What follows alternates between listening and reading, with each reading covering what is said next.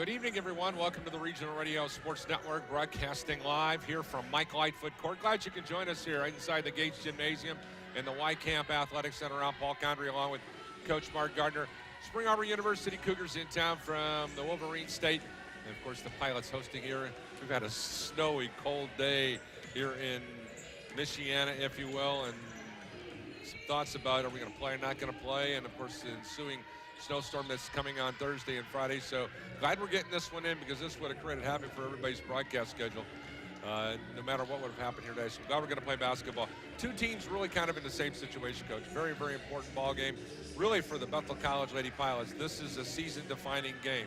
If they don't win tonight, their season is, for all intents and purposes, over. They're going to need some help from a lot of other people, especially with Spring Arbor's, the team that's right above them in the standings. Their next game is Goshen. So you throw that scenario at them. Spring Arbor's got a little bit of wiggle room. Pilots have no wiggle room because the two teams they're playing the next two games, which include Spring Arbor and Mount Vernon, the two teams they play next. So it's a mess. Pilots are in a must-win situation. Yeah, Spring Arbor won the first time out. And so, if Spring Arbor gets the win today, they're going to have the tiebreaker by sweeping the season series. The Pilots still go down to Marion. We know how good Marion is. And so, yeah, with that combination of Spring Arbor playing Goshen, the Pilots playing Marion, a loss tonight is not looking good for the Pilots to have a chance to make that postseason tournament. Mount Vernon's in a situation here where they have struggled as of late. They've lost 6 of their last 7 games. The Pilots in that same situation. They've lost 10 of their last 11. But the difference is that we saw the Spring Arbor team earlier in the year. This team is deep, and it has no quit. And it is a scrappy group of gals. We were impressed with them as they were able to pick off Holy Cross early on. In fact, they gave Holy Cross his first loss in the first 5 games. Yeah, it was double overtime, exciting game there. Very impressed with Ryan Lair. Autumn Goggin is a tough player. So for our viewers out there, they're in for a treat watching her play tonight. She comes in averaging 12.5 points a game, but it's a team that's going to go hard. Like you said, they're going to full court press at times. There's no quitting them. We know the Pilots' effort has been good all year. Execution, not so much. Their effort has been good. They have to take care of the ball. They have to put the ball in the basket. Well, it sounds like you listened to the pregame interview in advance of listening to the pregame interview. But if you look at the standings right now, the Lady Pilots at 2-12 in league play. Spring Arbor at 3-11. It's really that simple. Lady Pilots must win tonight because you know that Spring Arbor is going to win their next time out, assuming that they're going to knock off Goshen. They were able to handle them the last time they played them. So once again, must-win situation. You've been in this one before as a coach. You can't stress to your student athletes enough of what it is. If we don't win tonight, we're going to be packing it up for the postseason. Yeah, this is round 1 of the postseason of the conference tournament for the Pilots. That they have to get this win to have any chance to be a part of that tournament, I think. All right, we're going to come back and we're going to go one-on-one with Ryan Foss.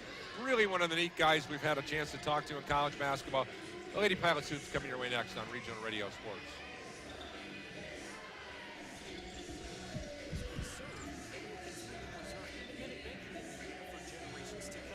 Centir Bank is proud to serve the communities of northern and central Indiana. Please visit Centir.com for more information, and don't forget to like us on Facebook. Member FDIC. This is Wiekamp. This is the real thing now. You've never done anything so hard in your life. You don't understand how you think. It takes inner strength and desire to become a Marine. When I finished, I was like, I get it. The moment I will never forget is when this drill instructor that I admired so much comes up to me and said, "Morning, Marine." PFC Summer Volkman became a Marine. Can you? Visit Marines.com or call 1-800-MARINES. College basketball here today from Bethel College. Ryan Frost joining us, coach of the Spring Arbor Cougars. His club coming in with 9 wins on the ledger, trying to pick up a key Crossroads League win here today on the road. First of all, how are the roads coming back from Michigan, and are you sick of the weather already?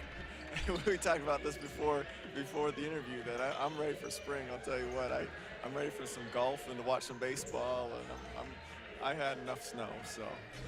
All right, talk about the basketball team. I saw you play early on in the season, and I thought one thing that stood out, resiliency.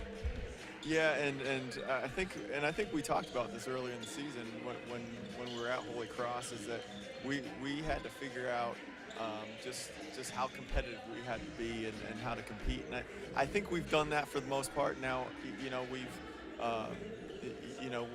we've gotten so we're really competing hard, and You know, some nights that works out and some nights that doesn't. But you know, I got to give it to this group that they've really kind of taken the bull by the horns and competed hard every night and never given up. So it's a fun group to coach.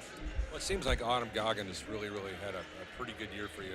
She's gone off on a couple occasions, but she just seems like, as I was kind of looking at some comparative scores, Ryan, she has just been like steady as she goes. I guess is the best way to put it. And she has been her whole career. She has been her whole career, and she really, you know, she's been put in a place, though. She's had to play some point guard. She's not really a point guard, and we know that, but she's done it with a smile and competed hard there and done a good job. You know, we've tried to take her off the point a little bit just to get some more scoring out of her, and then that's helped. But she'll do anything it takes for the team. You know, she's you know, been open to being on the point or off the point or wherever she needs to be. Who's playing well for you right now? You know, Rachel Nelson has really come on lately and added some scoring punch to us, and you know, she kind of scores in bunches. You know, when she gets hot, she really gets going. And our freshman post has really come on, you know, the second half of the year and has rebounded well, but really started to finish at the basket. And you know, she's not going to do anything fancy, but you know, she's big and strong and can finish and rebound. And Anne-Marie Wright coming off the bench, she's been just really consistent, kind of steady all along, and a really good shooter. So those three have certainly helped the scoring punch. The other one, you know, Faith Johnson has been running some point for us. You know, it's funny, Faith has played big minutes in every position we have, you know, 1 through 5 in her career. She started a game at the 5 her freshman year, you know, so she's done a great job just kind of being versatile. So. This is really a key moment in time for both you and for Eric's basketball team.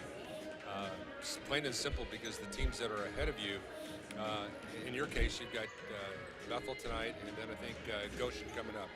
2 games that on paper, based upon records, is that you should win these 2 games. But you still got to go out and get the job done. Eric's in the same situation right now.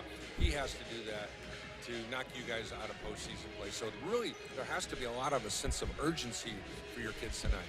Well, and we talked about it last week when we went down to Mount Vernon. At this point in the year, not to take any game for granted or wish it away, we'll put it that way, in a season where, you know, you probably didn't win as many games as you wanted to, but you got to take every game and just enjoy the grind and the competition. And you know, I think we did that last Wednesday. I think we went down there because that's a tough road trip to go on, and it's a tough place to play, and we played real well.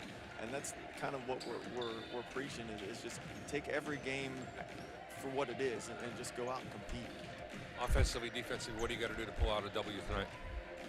You know, as always, we just got to make shots. You know, and that's, you know, when it comes down to it, we can run any offense we want to or run any defense we want to. You know, the team that makes shots is going to win the game really most of the time. So, and that kind of has held true. I mean, when we shoot the ball well and you know, we usually do pretty well. So it's just, you know, just finishing at the basket and getting good shot selection. Best of luck, safe travels home, and enjoy the rest of the year, okay? Thank you. We'll be back with more of College Buckets right after this. Ryan Frost, the head coach of the Cougars of Spring Arbor University, joining us here on the pregame show. Once again, taking a look at the Crossroads League standings as we've hit the home stretch here on the women's side. Of course, men's action, a lot of really neat contests going on yesterday. Of course, Bethel men winning by 1 here against the Spring Arbor men. Sitting atop the leaderboard, 2-game lead, 2-time defending national champion Mirren, ranked number 5 in the country, sitting at 13-1, 24-2. They've only won 12 straight games. Indiana Wesleyan and Taylor are tied with a record of 11-3. IWU, ranked number 20. They are 19-7 overall. Jody Martinez's Taylor Trojans, with a record of 18-8. They have won 2 in a row. St. Francis and Huntington are right there in the middle of the pack, along with Grace, with a record of 8-6 respectively. St. Francis and Huntington also receiving both. St. Francis at 16-10, Huntington 15-10, Grace at 14-12. And Grace is the hottest team in the league right now.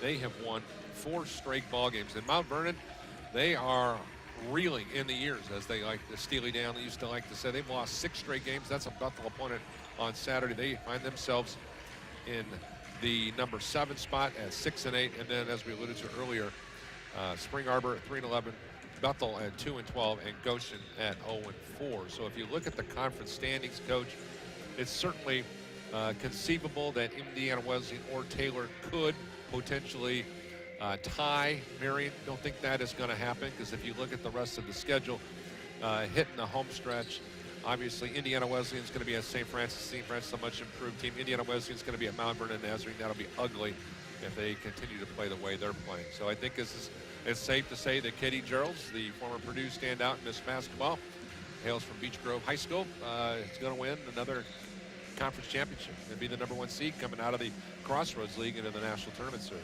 Yeah, and I like Indiana Wesleyan to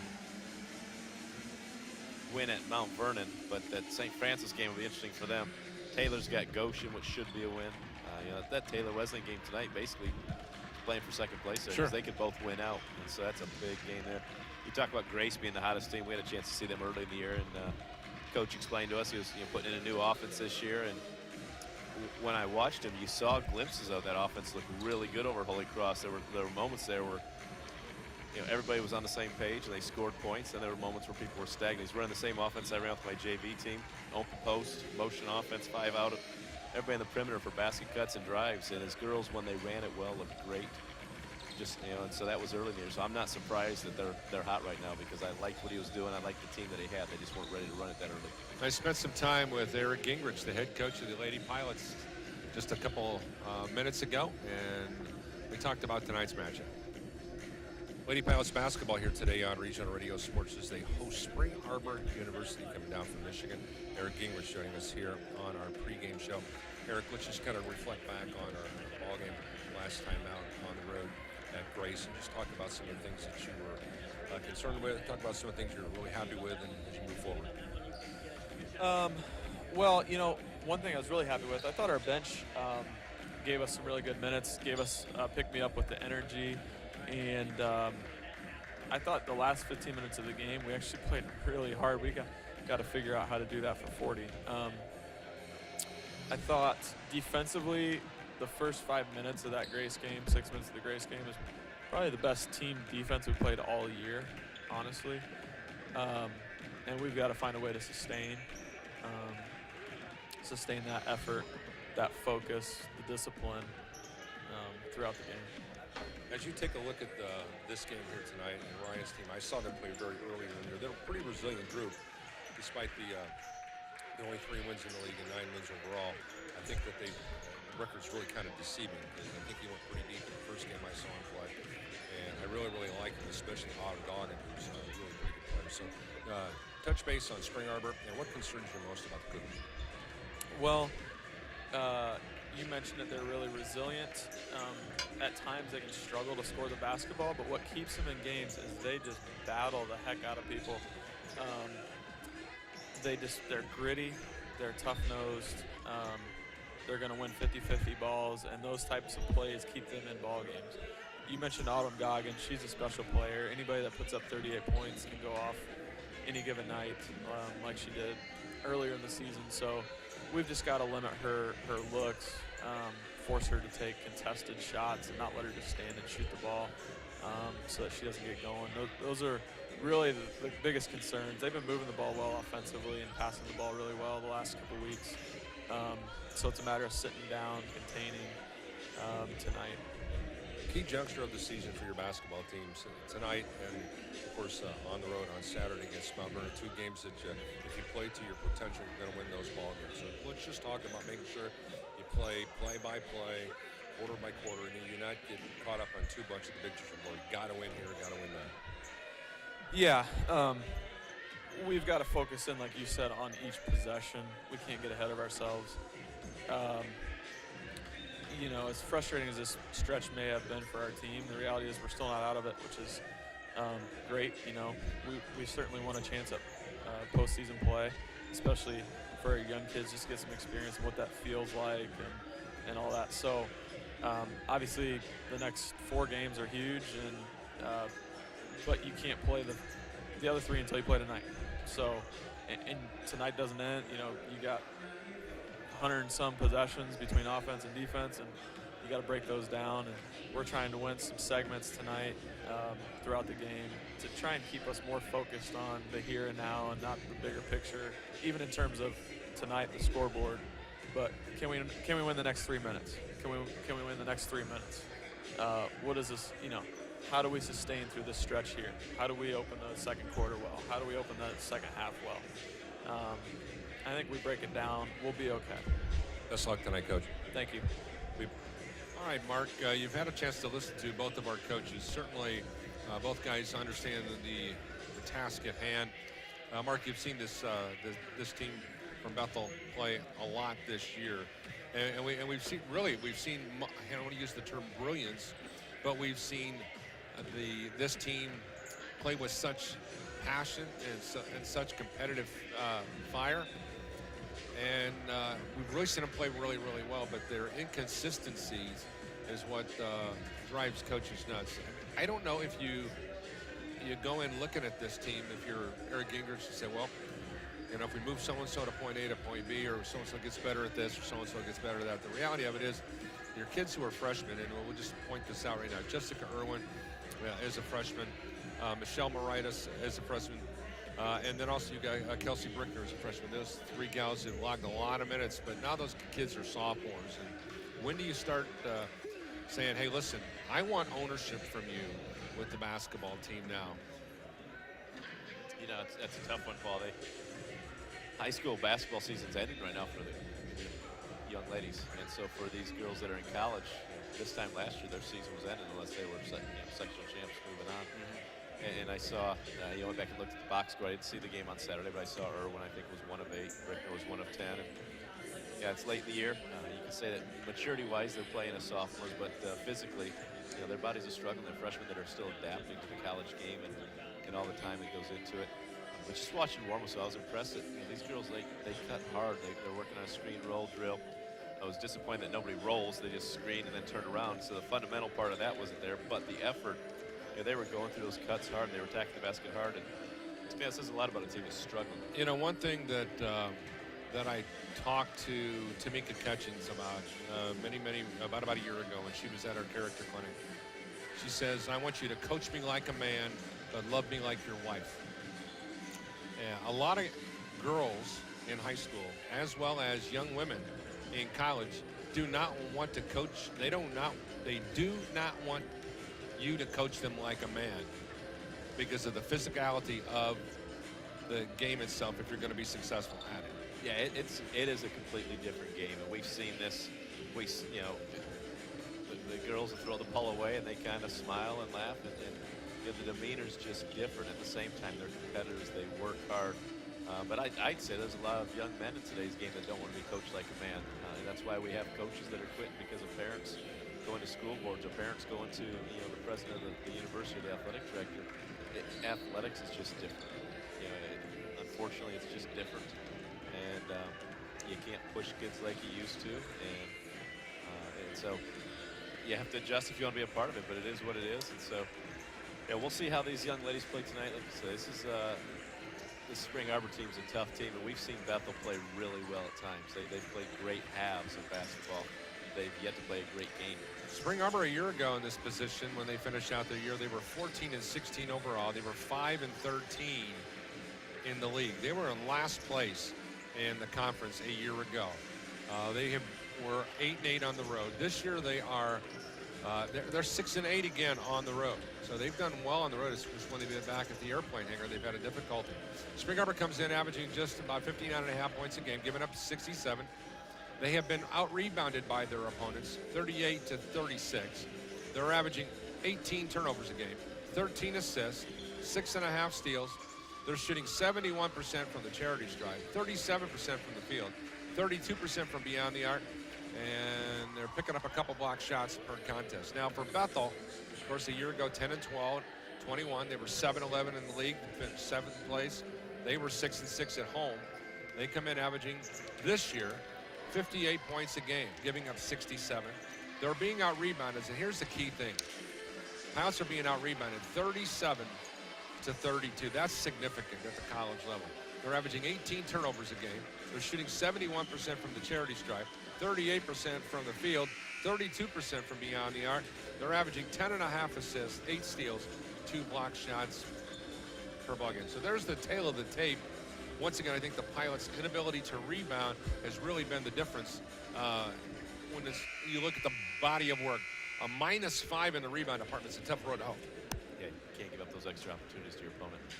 Let's go on down to Keith for all of our Good details. evening, ladies and gentlemen. Welcome to the campus of Bethel College for tonight's contest between the Cougars of Spring Arbor University and your Bethel College Lady Pilots. Bethel College welcomes all players, officials, and spectators to tonight's game. As participants in the NAIA's Champions of Character Initiative, we ask each of you to help create a positive, competitive environment by showing respect for one another. On behalf of the Crossroads League and Bethel College, please enjoy tonight's game. This time, we'll ask that everyone please stand, and gentlemen, kindly remove your hats for an opening prayer followed by the playing of our national anthem. Gracious Lord, we thank you for the opportunity we have tonight to honor you through the game of basketball. We thank you for safety and travel as we've gathered here tonight. We pray for your hand of protection on our players as they compete. Pray that they may be free of injury. They may be truly able to enjoy the game, and especially to give their all in playing with excellence in a way that would honor you. God, we pray for all of us, too, that you would help us by attitude and sportsmanship to keep perspective in mind and to honor and glorify you in all that we say and do. God, thanks for this opportunity now, we pray. In Christ's name.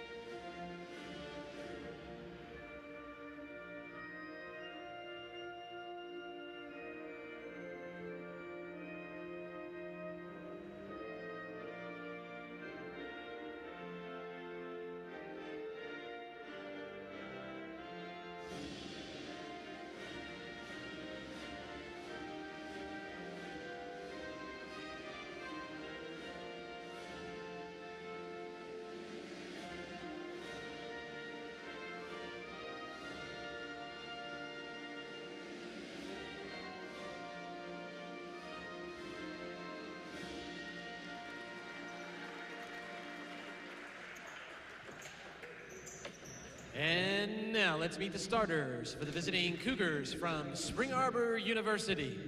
A 5'8" junior from Howell, Michigan, number 11, Ryan Layer. A 5'8" senior from White House, Ohio, number 12, Faith Johnson. A 5'9" senior from Kingsley, Michigan, number 22, Autumn Goggin. A 5'10" junior from Howell, Michigan, number 33, Rachel Nelson. And a 6'1" freshman from Kalamazoo, Michigan, number 34, Sarah White. Head coach for the Cougars is Ryan Frost, assisted by Alex Glenn, Eric Salisbury, and John Williams.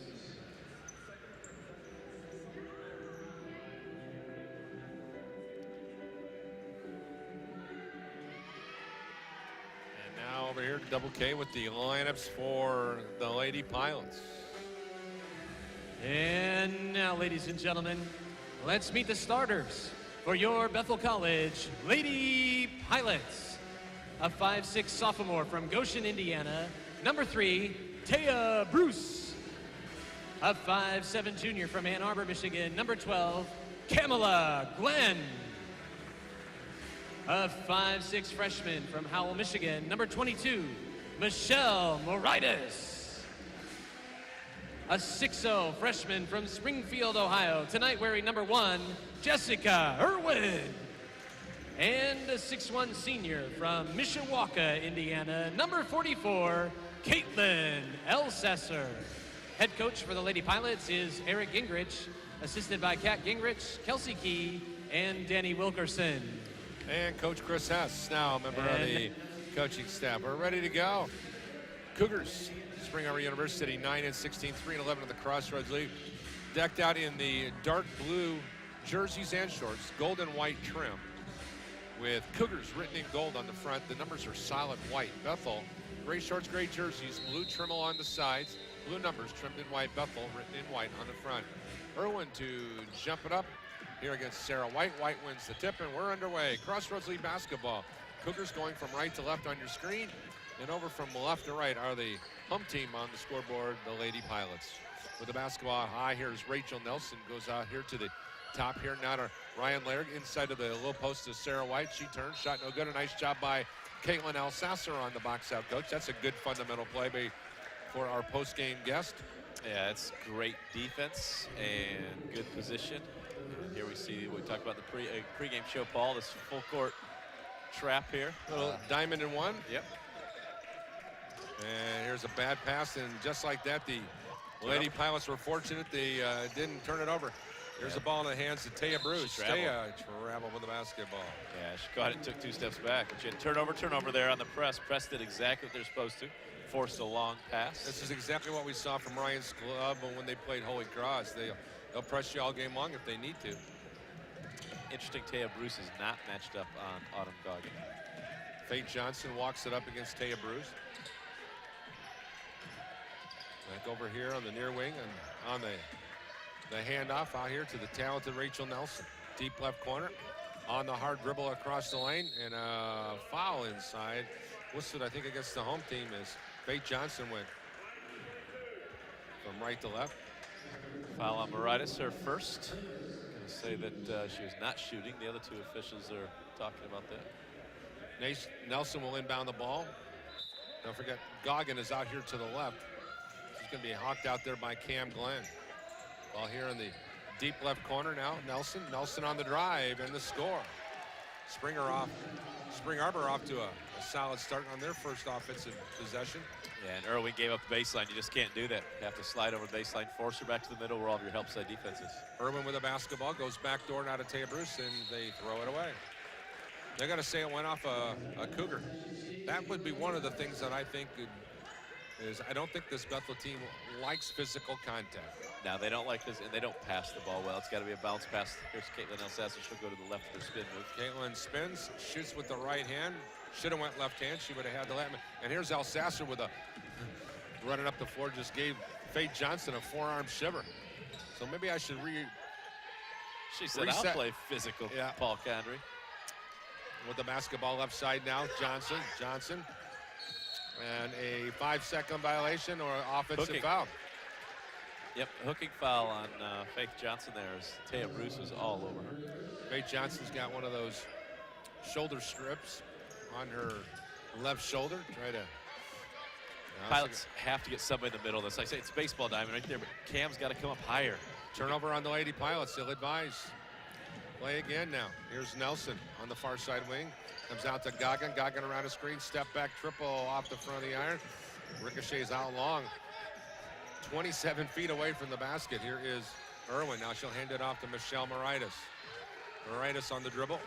Drives to the right. Stops. Goes back left. Hands it off to Irwin. Irwin around the back dribble in the lane. Backs it out of harm's way. Goes to Moritas. Here's Michelle with a crossover spin around to the goal. And she scores. Nice play by little Michelle Moritas. It's a tie ball game. Yeah, great finish by Michelle. Being aggressive, going with the spin move off the glass. Johnson walking it up for SAU. Taya Bruce doing a great job of forcing Spring Arbor to run their offense on the left side of the floor. Ball over here to Goggin on the right, back out to the top now to Nelson. Nelson drives, and we have a whistle inside. We're going to call that on Moritas. Now to bring another freshman phenom onto the floor, Kelsey Brickner. And that's Moritas' second foul, so she's going to have to head to the bench. Down 2 fouls. Once again, that's been her bugaboo. Yeah, all 3 of the freshmen. Brickner not as much as the other 2, but Irwin and Moritas have been in foul trouble. Paul gets that diamond in one. He's still on players. It's just like a baseball diamond. The open spot is the pitcher's mound, but it's going to fluctuate. Sometimes the pitcher's mound is going to be where the open spot's in front of half court. Other times it's behind half court. You just have to get the ball there and turn and break it. Rachel Nelson breaks the tie here. The product of Howell, Michigan, went to Howell High School. She averages 8.5 points, 5.5 rebounds, and assist and a half. and a steal per contest. Pretty good all-around player. And the right-hander completes the 2 free throw opportunities she was given, and gives Spring Arbor a 4-2 advantage. And nobody's in the middle. The steal. Ryan Layer to the goal. Missed the layup. Boy, the Lady Pilots asleep at the switch. In a key game, how could you not be this focused? Here's a jump shot, top of the circle. Off the rim, no good. My, oh my. Up court quickly now. Here's Irwin with the drive. Had it stolen away. Good drive by Irwin. Good job there attacking the basket, getting off the missed shot. You heard Coach Frost in the background yelling, get back, get back, get back. And his team did a great job of getting back and saving that possession because Irwin was going to the rack. Cam Glenn to inbound, comes over here to Brickner. Brickner looking. Goes inside now here to Caitlin. Alsasser waits for a cutter. She's got to back in. Caitlin back out here now to Taya Bruce. Bruce lost the handle on it. Oh, they're going to say him went off SAU. The Pilots got a huge break. Caitlin Alsasser was living in the lane there. Her right foot was in the lane. Should have been called for a 3-second violation because she picked the ball up and didn't shoot. And here's a pass out here. Brickner with a 3-point shot on the inbounds. Good. Bethel with a 5-4 lead on the Brickner triple. And for Kelsey, number 32 on the season. I'd say that's a great play, but in all honesty, it's just terrible defense. You got to know where the shooter is.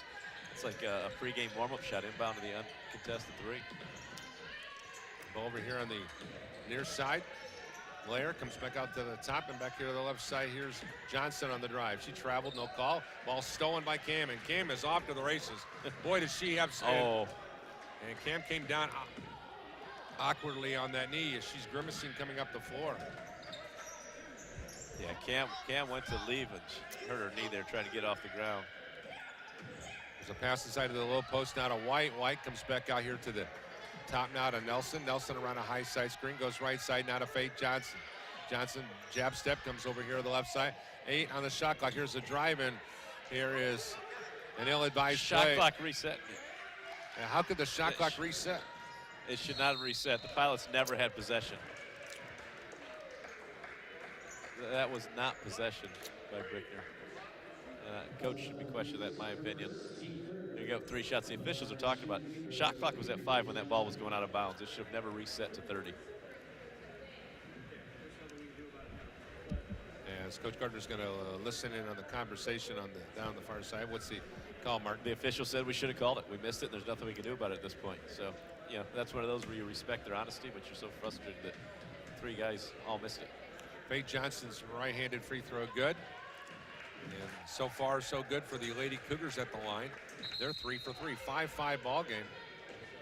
See, and these officials aren't with us tonight, Paul. It's a 3-shot foul. This Becca should be checked into after this shot. These guys are, and I will say, the Bethel bench should have been up screaming, shot clock, shot clock, shot clock. You know, Eric questioned it afterwards. You've got to get the officials' attention and make sure that they know what's going on there when that shot clock reset. One more free throw to try to move it to an 7-5 lead. 5:50 to go here in the first quarter. And how about that? 3 perfect free throws. That's a tough possession there because you D up well, you should get the ball back, and you end up giving up 3 free throws, and Bruce picks up her first foul. Right. Again, they've got to get somebody in the middle of this press here. And Eric, as the ball out here, Taya Bruce will come right up the middle. Goes to Brickner in the corner. Brickner with a jab step. Goes back to Bruce to the deep left corner. Bruce on the dribble drive. Bounce pass here to Scanahorn. Shot no good. Rebound. Alsasser. Kick back out to Brickner for the 3 opportunity now. She'll give it away to Irwin, and she misses the triple. Yeah, that's a good look by the Pilots. And same backdoor cut they had earlier in the game when they threw it away. That time it was a bounce pass. Becca got her shot blocked, but great bounce pass by Taya. Pass to the high post now. Shields, who just checked in at the last dead ball. Now here to Layer. Ryan looking. Goes right side. Now here to Schaefer, who just checked in. Check that. That was not Schaefer. That was Nelson. Jump shot left side. Ball deflected into the hands of Taya Bruce as Faith Johnson missed an opportunity. Brickner stops, looks, goes right side. Now here to Irwin. Irwin on the jab step. Comes back out of here to the top to Schemmerhorn. Rebecca goes back door now here to Taya Bruce, and she scores the layup. Nice pass by Schemmerhorn. Yeah. 7-7 ball game. It's a great job of spreading the floor. You dribble right at the defender, make the defender focus on you and not their player. Then you hit him with the back door. It's a nice bounce pass. Nice read there by Taya Bruce as well. Faith Johnson with the ball, driving in the lane. Kick back out here to the left side. Shot on the way by Shields is no good. And here come the Lady Pilots up court quickly now. Schemmerhorn pushes it up the left sideline. Still on the hard dribble. Goes up high now to Alsasser. Back here to Jessica Irwin. Irwin, wide open 18-footer, grazes off the front of the iron, and Caitlin Shields has the rebound. And now pushing it up is Nelson. Nelson on the dribble drive. Shot good. 9-7 Cougars. Nelson going coast to coast. She's got 6 points here, and I thought a little hard on the glass on that one, but she got the friendly roll. Irwin with the ball here on the right side wing. Looking for help, comes back out to Schemmerhorn at the top. Schemmerhorn back to Irwin at the point. Jessica wearing jersey number 1 here at home, number 24 on the row. Bruckner step up for a 3, no good. The rebound, Rachel Nelson of SAU. Cougars in the half-court set. Faith Johnson will kick it out here to the far side wing, and then back to the point they go. Rachel Nelson goes left side now to Johnson. Johnson, you know, one thing about it here in the early going, that Autumn Goggin has not had a lot of touches. Here she is one here. She'll step back and load up the 19-footer. It goes in and out. Nice box out by Bruckner, but she lost her footing. Paul Spring Arbor shooting 1 of 8 from the floor right now, 12%. But they lead 9-7. Yep, they're 5 of 5 for the foul line. Now Sasser looking for some help. Goes back door here to Schemmerhorn, and they throw it away again. Bounce pass, and that's there. We've thrown 2 bounce passes for good looks. We've thrown 2 non-bounce passes that have both ended up out of bounds. 9-7 our score here. Spring Arbor with the lead at the 3:11 mark of the first quarter. As Goggin will walk it up. Kingsley High School, Michigan product. He started all 26 games for 7th-year head coach Ryan Frost. Goes left side now here to Anna Marie Wright. Right from Eaton Rapids High School in Michigan. There's a handoff on the right side. Cabana goes inside to the low post, and the Lady Pilots were there for the steal. Here's Cam Glenn on the dribble. Stops, hesitates, drives, shoots, and couldn't get the kind roll. But Cam's going to earn 2 free shots from 15 feet away. What a head shoulder fake stutter step move by Cam. Defender rose up and she blew past her. Get to the right. Got a great change of pace. Remember, Paul, that Holy Cross game, Anne-Marie Wright came off the bench and played great for the Spring Arbor team, averaging 10.5 points as a freshman, shooting 90% for the foul line. She's knocked down 59 3-pointers. The Pilots need to make sure they find her in the defensive end. Cam Glenn knocks down the free throw, and she has 1 more. It's a 9-8 Cougar lead. Cam will try to tie it up, and she does so. So we have been tied at 9, 7, 5, and 2, respectively. Here's Goggin with a basketball at the top now. Goes over here on the left side now here to Cabana. Cabana on the drive. Comes around an illegal screen. Bounce pass to the right block. Shot by Ryan Lair. Good. 11-9 Cougars. And shockingly, they drop out of that full court press. Let the Pilots just bring it up. It's a good bounce pass on the bad switch by the Pilots. No communication defensively. Kristen Moan comes out high now to Schemmerhorn. Schemmerhorn back to the right side now to Bruckner. Bruckner asking for some help. Jab step out high here now to Schemmerhorn. Beckett goes to Moan on the far side. 10 on the shot clock, goes inside, and she throws it away. Another bad pass by the Lady Pilots. Cabana on the drive, the shot, the score, and the foul is called. Another freshman there. Cabana comes in averaging 8.5 points a game, 2 rebounds. Good stutter step there, and she felt the contact, went high off the glass. Spring Arbor now shooting 3 of 10 from the floor, but they've knocked down all 5 free throws. Cabana, a product of Grace Lake High School in Michigan. Averaging 8 points, 2 rebounds, a 79% free throw shot. She also contributes with 2 assists a game. Substitutions for the Lady Pilots as Alsasser checks back into the game. And the free throw to complete the old-fashioned 3-point play is good. And now SAU has its largest lead of the evening at 14-9. And here's the press again. Yeah, and Pilots have 6 turnovers. Bruckner goes right side now to Irwin. Irwin over to Alsasser. Alsasser looking for help. Shovels it out here to Bruce. Taya, triple, good. Huge triple there for Taya. She's got 5 here in the early stages of the ballgame. She knocked down both first shot attempts. That's a good kick out by Alsasser, and Taya was ready to set and shoot. With the ball out here, Cabana. And interesting, when I got here earlier today, it was Trayvon Covington Ryan Lightfoot and Brickner and Taya Bruce shooting basketballs. I'm trying to be nice to the officials, Paul, but literally Ryan Frost just had to tell the officials 25 games into the year that we shoot after 5 fouls. There are 3 guys in stripes getting paid to be here. Coach Frost has to tell them what's going on. Well, that's what you know. They've missed a shot clock violation. They've missed a substitute, and they've missed a foul here, and we're only 8.5 minutes in. Shields knocks down the free throw, 15-12. One thing about Ryan's kids, they've come to play. They have it. They're now 7 of 7 from the foul line. They must want us to do their games or something, because every time we do their games, they play well, don't they? And I don't mind watching them play and calling their games. I enjoy being by Coach Frost. I love the way he interacts with his players. He's hard on them.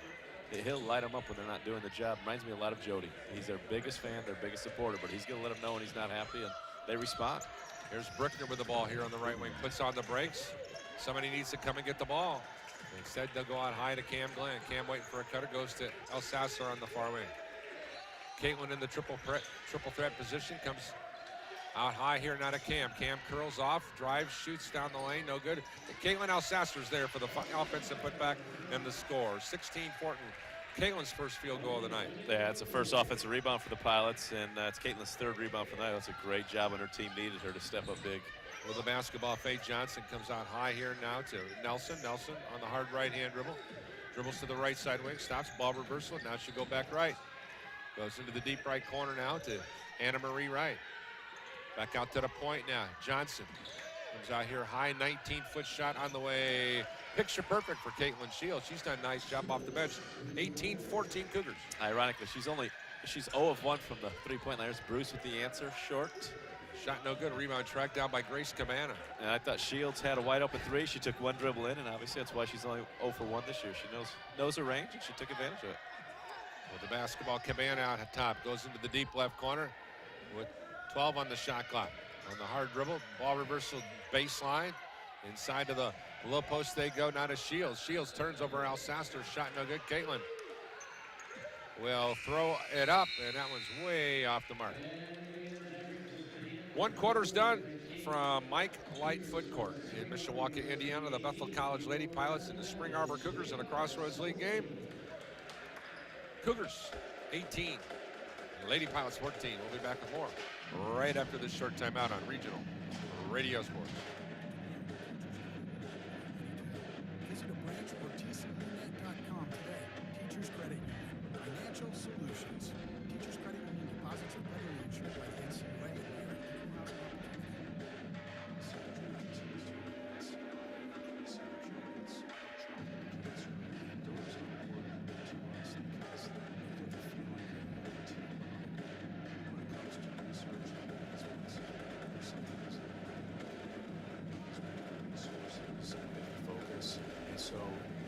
doesn't do it, who will? St. Jude Children's Research Hospital. Finding cures, saving children. Learn more at stjude.org. It's pouring rain. It's real dark outside. Your heart starts beating really, really. Going to cut out of that. 18-14 our score here at the end of 1 quarter. Let's go over to Coach Mark Gardner with our first quarter stats. Coach? Bethel's 5 of 12, 42%. The visitors were 5 of 13, 38%. Spring Arbor missed both 3-point attempts. The Pilots were 2 of 5. Both teams 100% for the foul line. Pilots hit 2 out of 2. Spring Arbor 8 out of 8. Both teams with 7 rebounds. Pilots 6 turnovers. The visitors with 4. Big key though is that Spring Arbor is winning, and Autumn Goggin and Anne-Marie Wright have not scored, and they both come in the game averaging 10.5 to 12.5 points a game respectively. Alsasser right wing now for Bethel. Looks for a cutter, comes out high to Cam Glenn. Cam goes to the left side to Becca Schimmerhorn, hits the cutter coming across the lane. Alsasser back to Taya inside to Caitlin, and missed a good-looking right-handed hook. And that's the look she wants. She's had a couple of those tonight where she's been right there in the lane, pinned the defender, but couldn't put it in. Ball on the far wing now. Anna-Marie Wright drives down the lane, throws up the shot, no good. A rebound, Alsasser. Up court quickly now. Here's Irwin on the right sideline. Now she'll flare over here to the point. Run the show from there. Goes left side now to Taya Bruce. Forward Goshen stand out. Comes back out high now to Schimmerhorn. Goes right here wing to Alsasser, fakes the pass. Looks, goes inside. Oh, beautiful look by Cam Glenn, and a beautiful pass by Caitlin Alsasser. 18-16. The Lady Pilots within 2. As the season's gone on, the Lady Pilots have done a much better job of being active. Basket cuts. There's some bright things that we see. We've talked about that. We see those moments, but it's got to become consistent. With the basketball, Rachel Nelson goes to far side night to Anna Marie Wright. Wright goes with the left-handed pass here to the three-point side to Cabana. And that ball is an air ball, and it'll be BC basketball. As early as the Pilots have played, they only trail by 2. How many times have we said that this year? Yeah, IUSB every game. Yeah, they looked like they were getting run out of the gym at IUSB when you watched the game, but you looked up the scoreboard and kept thinking they've got a chance to win this game. That's happened a couple times this year. With the ball now, here's Rebecca Schimmer going up the left sideline, goes to Taya Bruce in the corner. Taya's double team there, comes back to Cam at the point. Cam, wide open triple, good. Lady Pilots lead 19-18. Coach and Ryan Frost, Frost not happy with his club. Not because Taya Bruce caught the ball, and that's what he's saying. She caught the ball in the wing, perfect trapping position. And they jumped out of it. Yeah, the sideline was there, one defender was there, and the second defender just ran right past her and let her get a clean look for the skip pass. Yeah, if you're going to be a trapping team, you've got to sell out, trap all over. And my teams used to do that, and we would give up layups, and I'd tell the guys, we're going to give up 5 or 6 uncontested layups, but if we force 20 turnovers, that's a fair trade-off. Yeah, you've got to, you stay active and you trap until after the team's made 2 or 3 passes in the half court, then you match up, but you've got to stay active and trap that. On the floor for the Lady Pilots, it'll be El Sasser along with Irwin and Schimmerhorn, Taya Bruce, and Cam Glenn. For the Cougars, they're going to come back and counter with Ryan Lair, Faye Johnson. Also be on the floor out there will be Sarah White. Also on the floor will be Rachel Nelson and Autumn Goggin. There's your lineups here at the 8:18 mark of the second quarter. Bethel leading 19-18. Bethel in the midst of a 5-0 start here in the second quarter. Here's a step back jump shot from 19, no good off of Goggin's hands, and the ball ricochets long into the hands of Ryan Lair. Back over to the left side, now to Faith Johnson. They go back to the top of the ring, now to Nelson. Nelson goes deep left corner, now to Johnson. Johnson on the hard right-hand dribble, looking for some help. Still on the dribble, bounce pass inside to Goggin. Goggin fakes, goes over here to the right side. 12-foot shot, no good by Ryan Lair, and here come the Lady Pilots. Schimmerhorn up the left sideline, now here to Taya Bruce, back to Schimmerhorn at the point. Beckett goes left side, now to Irwin. Irwin at the top, now goes to Cam Glenn at the top of the ring now. Cam goes back to Irwin and saying run the offense. Here's Taya Bruce, she traveled, no call. Shoveled her feet. Taya drives, kick out to Becca Schimmerhorn. Becca triple off the rim, no good, a rebound. Ripped out of there nicely by Sarah White, the 6'1" freshman from Kalamazoo, Michigan.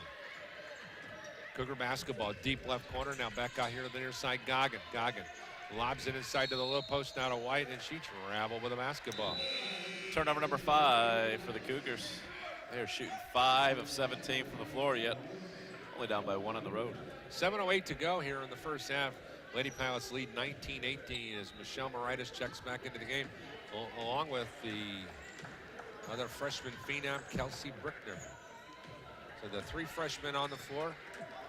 You also have Rebecca Schimmerhorn, who's a sophomore.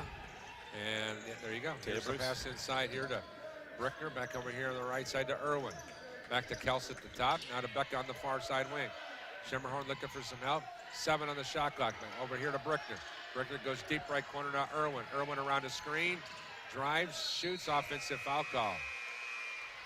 That's a situation where Kelsey stops, pulls up. She has a wide open 6-footer. Yeah, I felt Brickner passed on an early post move there. She caught at the post and couldn't go straight to the rack, and so she just kicked it out instead of trying to do a little turnaround. And then with the shot clock winding down, everybody was counting on the Pilots bench, and so Spring Arbor knew that Irwin was going to the basket, slid it in for the charge.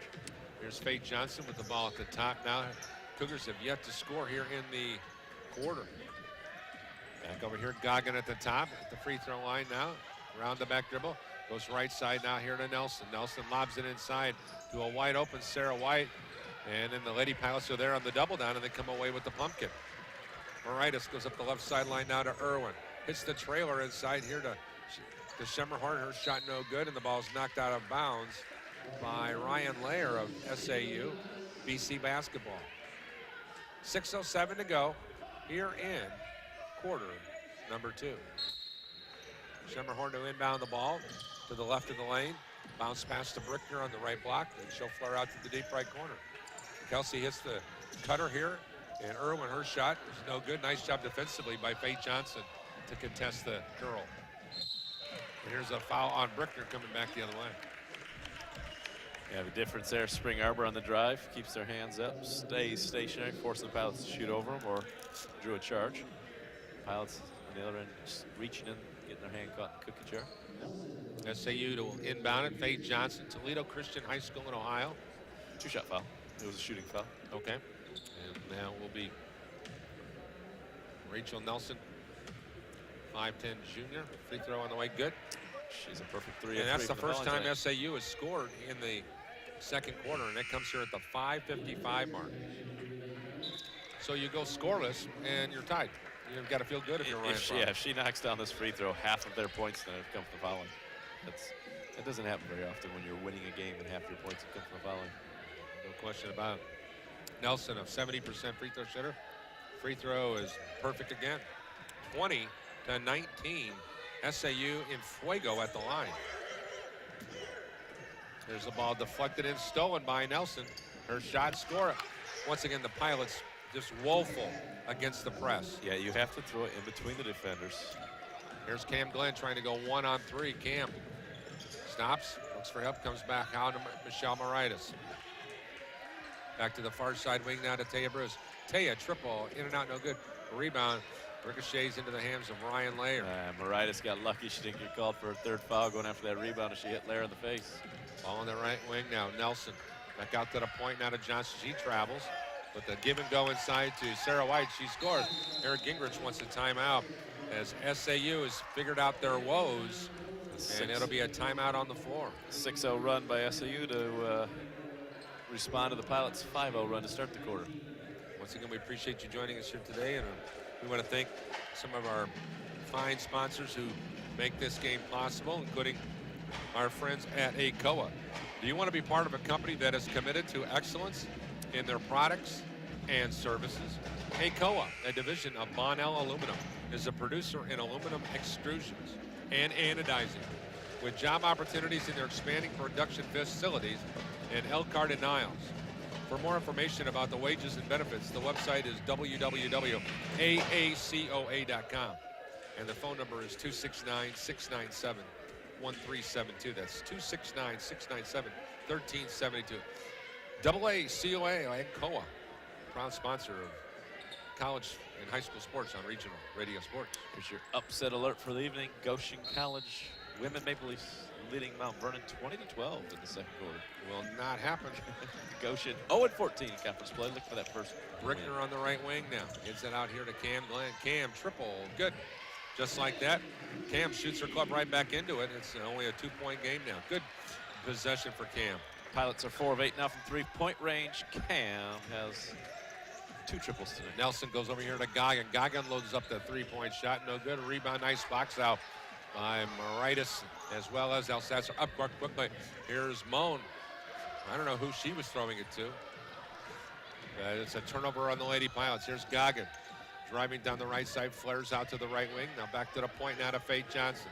Faith Johnson looks, goes into the deep left corner now here to Nelson. Nelson hard step, drives baseline, 17-footer, no good. Ball ricochets into the hands of Michelle Moritas. Moritas comes back out high to Cam Glenn. Cam, triple, off the rim, no good. Rebound, over the back as Caitlin Alsacer had good position as Sarah White went over the back. Going to be 2 fouls on White. That's a good shot by Cam Glenn. A good position by Caitlin. Checking into the ballgame, Caitlin Shields, the 6-foot sophomore who went to Benton Central High School. Well, they used to have a great women's basketball program back in the 80s. Benton Central did. Here is Cam Glenn on the drive. Pull up, 7-footer, no good. A rebound. Alsacer tries to track it down, couldn't. And she knocks it out of bounds. It'll be the visitors' basketball. 24-22, Coach. Yep. SAU in the lead. Caitlin had the right position, just didn't back up and box out there, so she allowed the opponent to knock the ball off her. Faith Johnson will walk it up. 2-point ball game as Jessica Irwin will check in at the next whistle. SAU comes out here high. Nelson on the right-hand dribbles, drives on the right sideline, throws up the shot, no good. Alsacer the rebound. Caitlin's done a fine job on the glass thus far. Moritas bounce pass to Brickner, and she throws it away. And they're going to call a kick There was a kick on the Lady Pilots first. They got the kick, but they got the second kick. Kick is only when it's intentional. If the ball happens to bounce off your foot, it's not a kick. It has to be, there has to be intent. And that's a tough break for Ryan. If you watched the Blackhawks game last night, the Blackhawks had a goal disallowed because of the kicking motion. And you can't do that. Here's Alsasser with a drive, another missed 2-footer. Tough one there. Yeah, Autumn Goggins still has not scored, Paul. With the ball here, Faith Johnson on the right wing now. Swings it to Goggin here on the near side, jab step, drives to the right, kick it off here now to Johnson. Johnson back, ball reversal, goes to Goggin going baseline. Goggin stepped on the end line. Been a tough day for Autumn Goggin. Yeah, her stat line 0 for 4 from the floor. No rebounds, no assists. That's very rare for her. So, yeah, because you look at her numbers on the year. She averages 2 assists, 1 steal, 3.5 rebounds, and 12 points a game. She is one of the best all-around players on her team. Here is Becca Schemmerhorn with the ball. Goes right side now to Cam Glenn. Cam goes back to Irwin. And then back to the top now to Becca. Schemmerhorn looking for some help. Dribbles to the right. Now goes to Cam Glenn. Cam looking. Waiting for a cutter. Brickner pops out high. Now back to Cam on the right wing. 7 on the shot clock. Cam drives. Inside, shoots, and scores from the left side. 24-24 ball game. Great drive and finish with Cam. She's got 12 points. Not half the Pilot points coming from Cam Glenn. Here's the ball down the lane by Cabana. Get out here to the near side. Triple on the way. No good on the offering by Anna Marie Wright. And here come the Lady Pilots. Irwin over the timeline now. Finds Cam Glenn at the point. Cam looks over here to Eric Gingrich. Gets the play. And now they'll come out to Becca Schemmerhorn to run the show. Goes right side now to Cam Glenn. Deep right corner to Brickner. Inside of the low post to Irwin. And she throws it away. Gonna say it was hit by Ryan Lair, so to stay, but that's the 3rd time the Pilots have been beneficiaries of getting that one, basket cut tipped, and they've been able to keep possession, but not being able to throw a bounce pass, good score. Schemmerhorn to inbound, looking. Wrap around to the low post to Alsasser. Caitlin backing in, up, under, scores on the Euro step. 26-24 Cougars as Caitlin scores. I believe it's her second field goal. Yep. 2 points, or 4 points now, 2 buckets. She had the offensive putback and then that one there. 2-point Bethel lead. Ball deep right corner now, Lair. Lair comes back out here to the point, now to Gracie Cabana. Back to the left side, Anna Marie. Turnover. Lost the handle on it. Here come the Lady Pilots. Look at Cam. She'll push it up here because she's got everybody backpedaling. Irwin, look for some help. Spins baseline, up and under, and she was fouled on the drive inside. Cam Glenn over there fist pumping for her teammate. It's a good job by Irwin on the spin move. Foul's going to be on Wright. It's going to be her first team. Alsasser's asking to come out of the ballgame. And last time she came out, Spring Arbor just pounded the ball to the low post and took advantage of that, so Eric had to put her back in.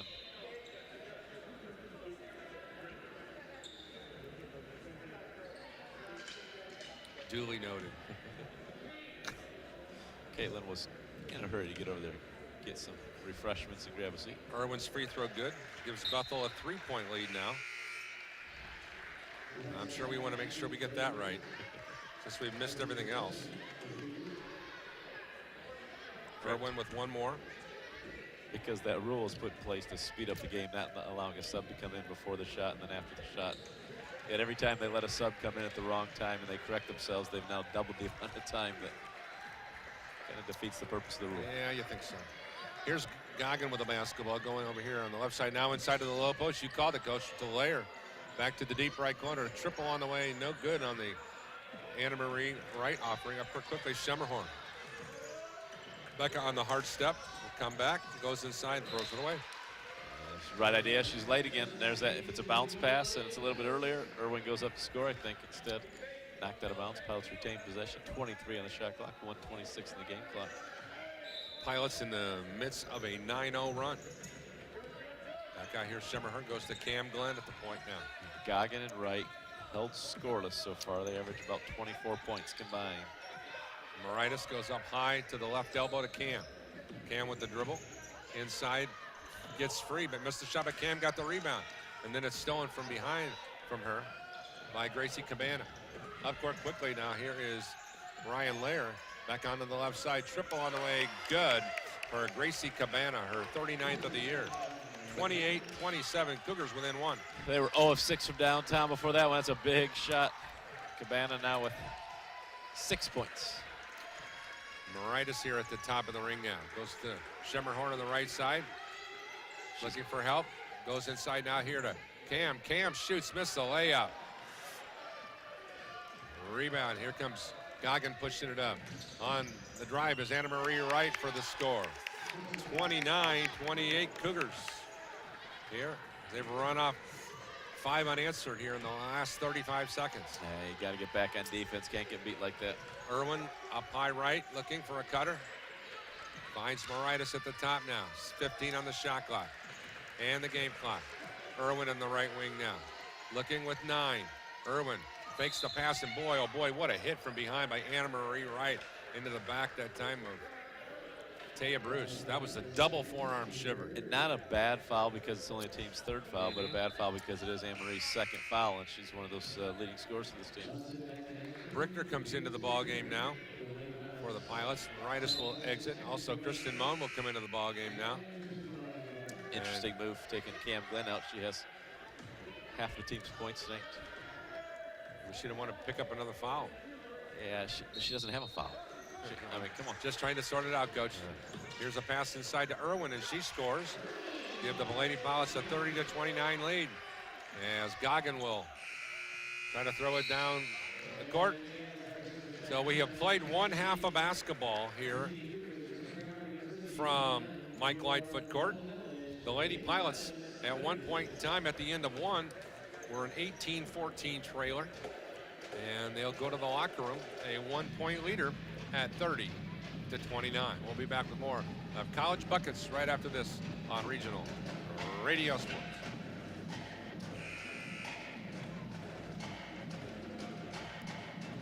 Fast. You've never done anything so hard in your life. This is boot camp. This is the real thing now. It's such extreme pain, you don't understand how you can finish.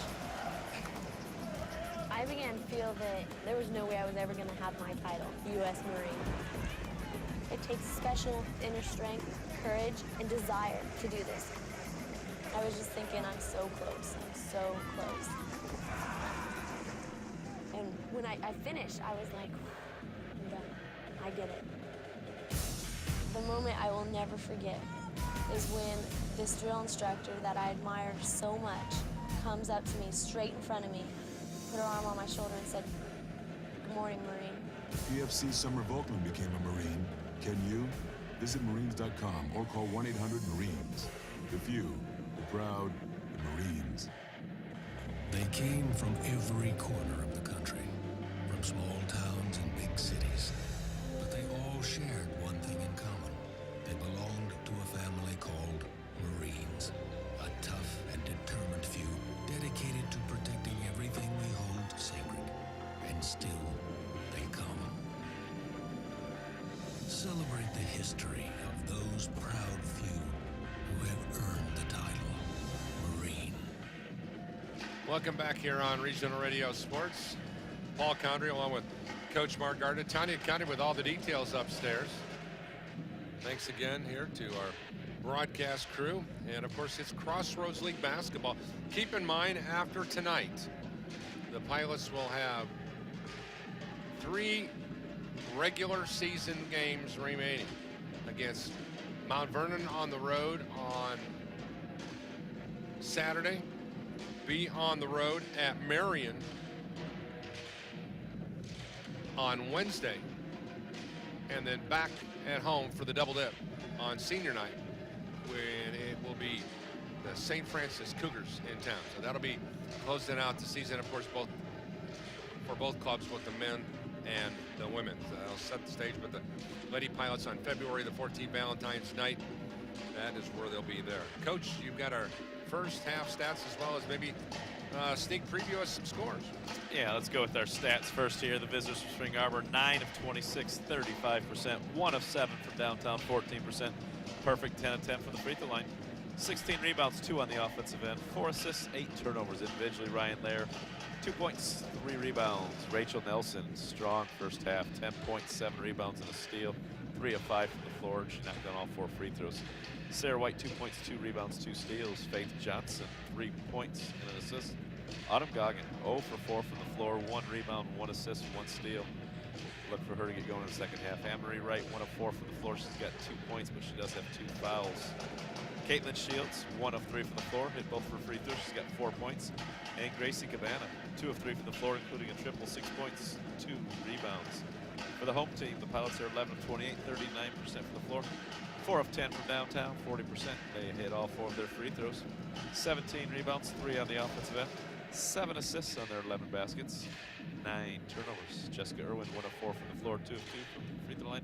4 points, 2 rebounds, but she's and 1 foul. Caitlin Alsasser, 2 of 5 from the floor. 4 points, 6 rebounds, 2 assists, 1 foul. Taya Bruce, 2 of 4 from the floor, 1 of 3 from the three-point line. She's got 5 points and assists and a foul. Camp Glenn, 4 of 10, 2 of 3 from downtown, 2 of 2 from the free throw line. She's got 12 points, 1 assist, 2 steals. Michelle Moritas had early foul trouble and played 7.5 minutes. She hit her only shot. She also has 3 rebounds and a steal. Becca Scammerhorn is 0 of 2 from the floor. She's got 2 rebounds, 2 assists. Kelsey Brickner, 1 of 2 from the floor. It was a triple. She's got 3 points, 2 rebounds, and an assist. And Kristen Moan has a foul. As far as Crossroads League action, Taylor leads Indiana Wesleyan at IWU, 36-27. That's a big game as they're trying to decide who's going to be in second place at the end of the night. Huntington is at home, and they're beating St. Francis right now, 41-37 at the half. Marion leads Grace, 35-31, but that game is at Grace, and much closer than most people expected. So halftime score there, Marion up by 4.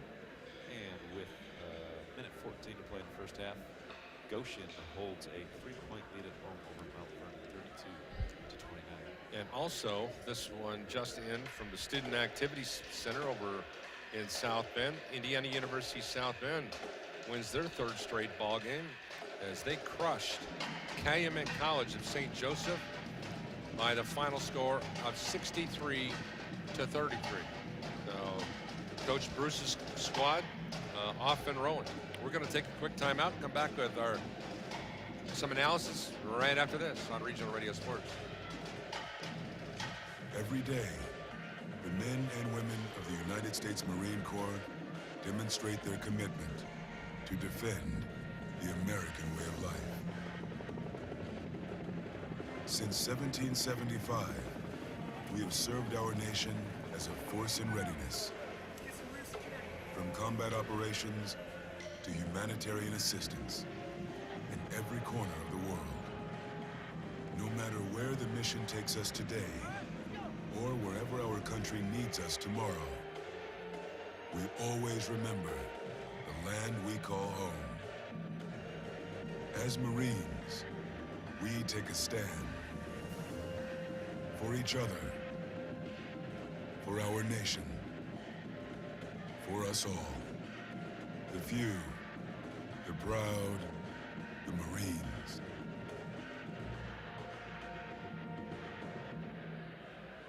Mothers know minivans. Gates knows minivans.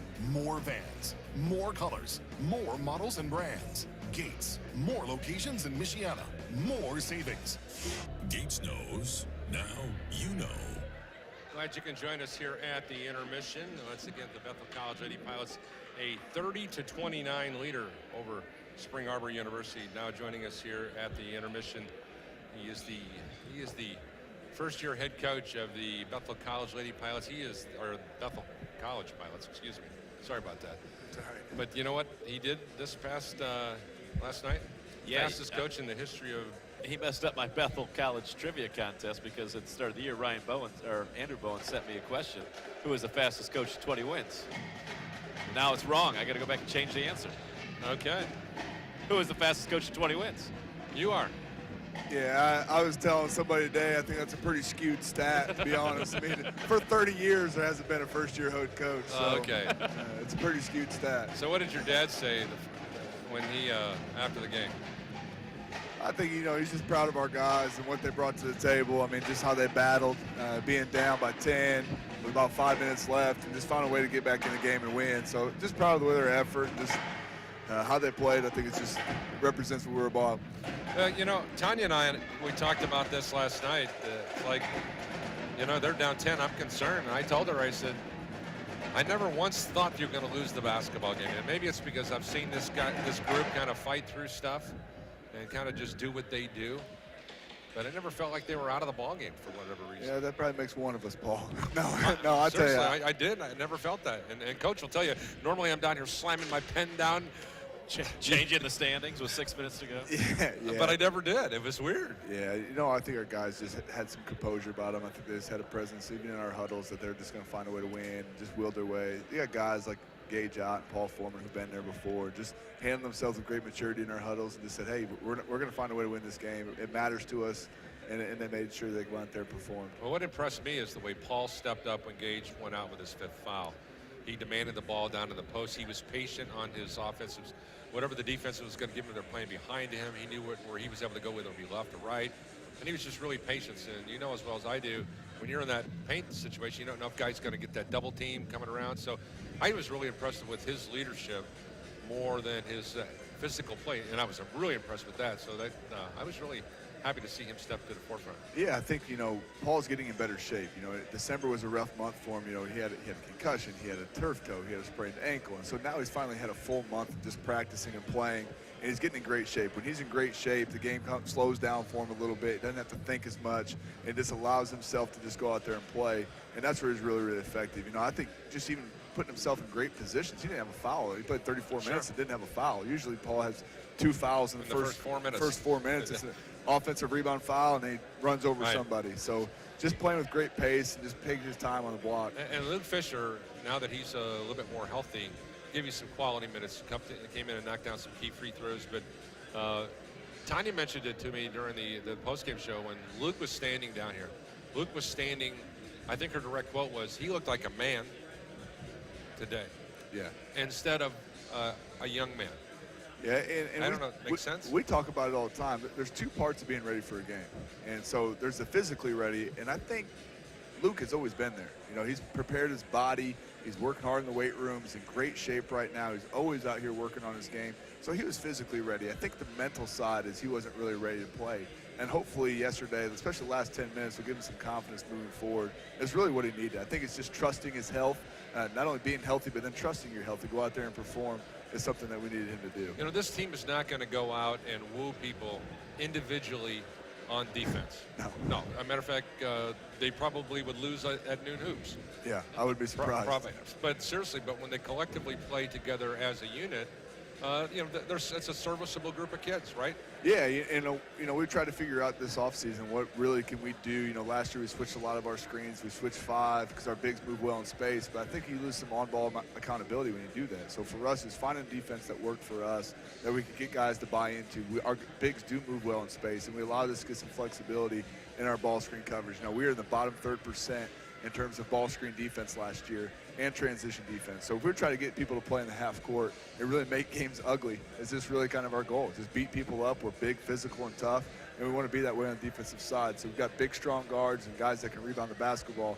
So it's allowing us to just come with the system that worked for us, and it's been working for us so far. You know, there's a lot of kids who are trying to make the basketball team, who are playing in practice against some pretty good players. But you look at guys like Dominic Jenko, has improved his skill set. Kyle Thompson has made everybody bigger. Will Stevie has made everybody better on the basketball team because he's beating people up during the practice session. Can you speak to the maturation of your kids, who we don't call their name every night? Yeah, you know, I look at that, you know, you call them scout team, you call them second squad, you can call them whatever you want. We call them basketball players. And so for us, it's Will Stevie, it's Dom, it's Kyle Thompson. It's guys who just come in here and work hard every single day. And a lot of times, you know, we preached it today with our guys, is you never know when your name is going to be called. Whether it's Jawan getting a key stop against the Grace game, or if it's Kyle Thompson have to play big minutes because some guys are in foul trouble. We never know what's going to happen. You know, you look at Dom, maybe Dom didn't even expect to play at all his first year. Next thing you know, Trey Burns is down, and then he has some other injuries happen, and Grant's out. Next thing you know, you're a guard in rotation. It's like, okay, here you go, big boy. Welcome to the Crossroads League. Go out there and play. But he's prepared himself in practices every day. And I feel like we have some guys in practice that push each other and make each other better. We've had coaches come in all the time and say, hey, your second squad could win a lot of games in the league. And I agree. But I think for us, it's just making sure we're continuing to build on our depth and have guys step up for us. And you need that as you look in not only for the end of the season, getting into conference play, but getting to the postseason. You're talking about 5 games in 6 days. You've got to have depth, you got to have luck, and you got to have a nice string of good health too. When you look at the rest of the season, I know you're taking it one at a time, and you're not worried about the numbers, but you're on the road at Spring Arbor, on the road at Marion, 2 really difficult places to play, and then you come back against St. Francis. I think, correct me if I'm wrong, if you just do what you do and take care of what you can do, really, that's really where you always want to be, right? Yeah, you know, we don't have to rely on anybody to give us help. And I think that's the best place for us that we want to be. And you can look at it all day long and say, well, if he beats them and they beat them. The reality is we have 2 games, the team chasing us. You got Mount Vernon who's chasing us. You got Marion who's chasing us. If you take care of yourself, you win both those games, you put a game of separation between the 2. You don't really have to worry about what everybody else is doing in the league. Take care of yourself, win those 2 games of the games chasing you, and then play with a little bit of house money on that Saturday on senior night against St. Francis, who we gave a battle to already. Hang in there, buddy.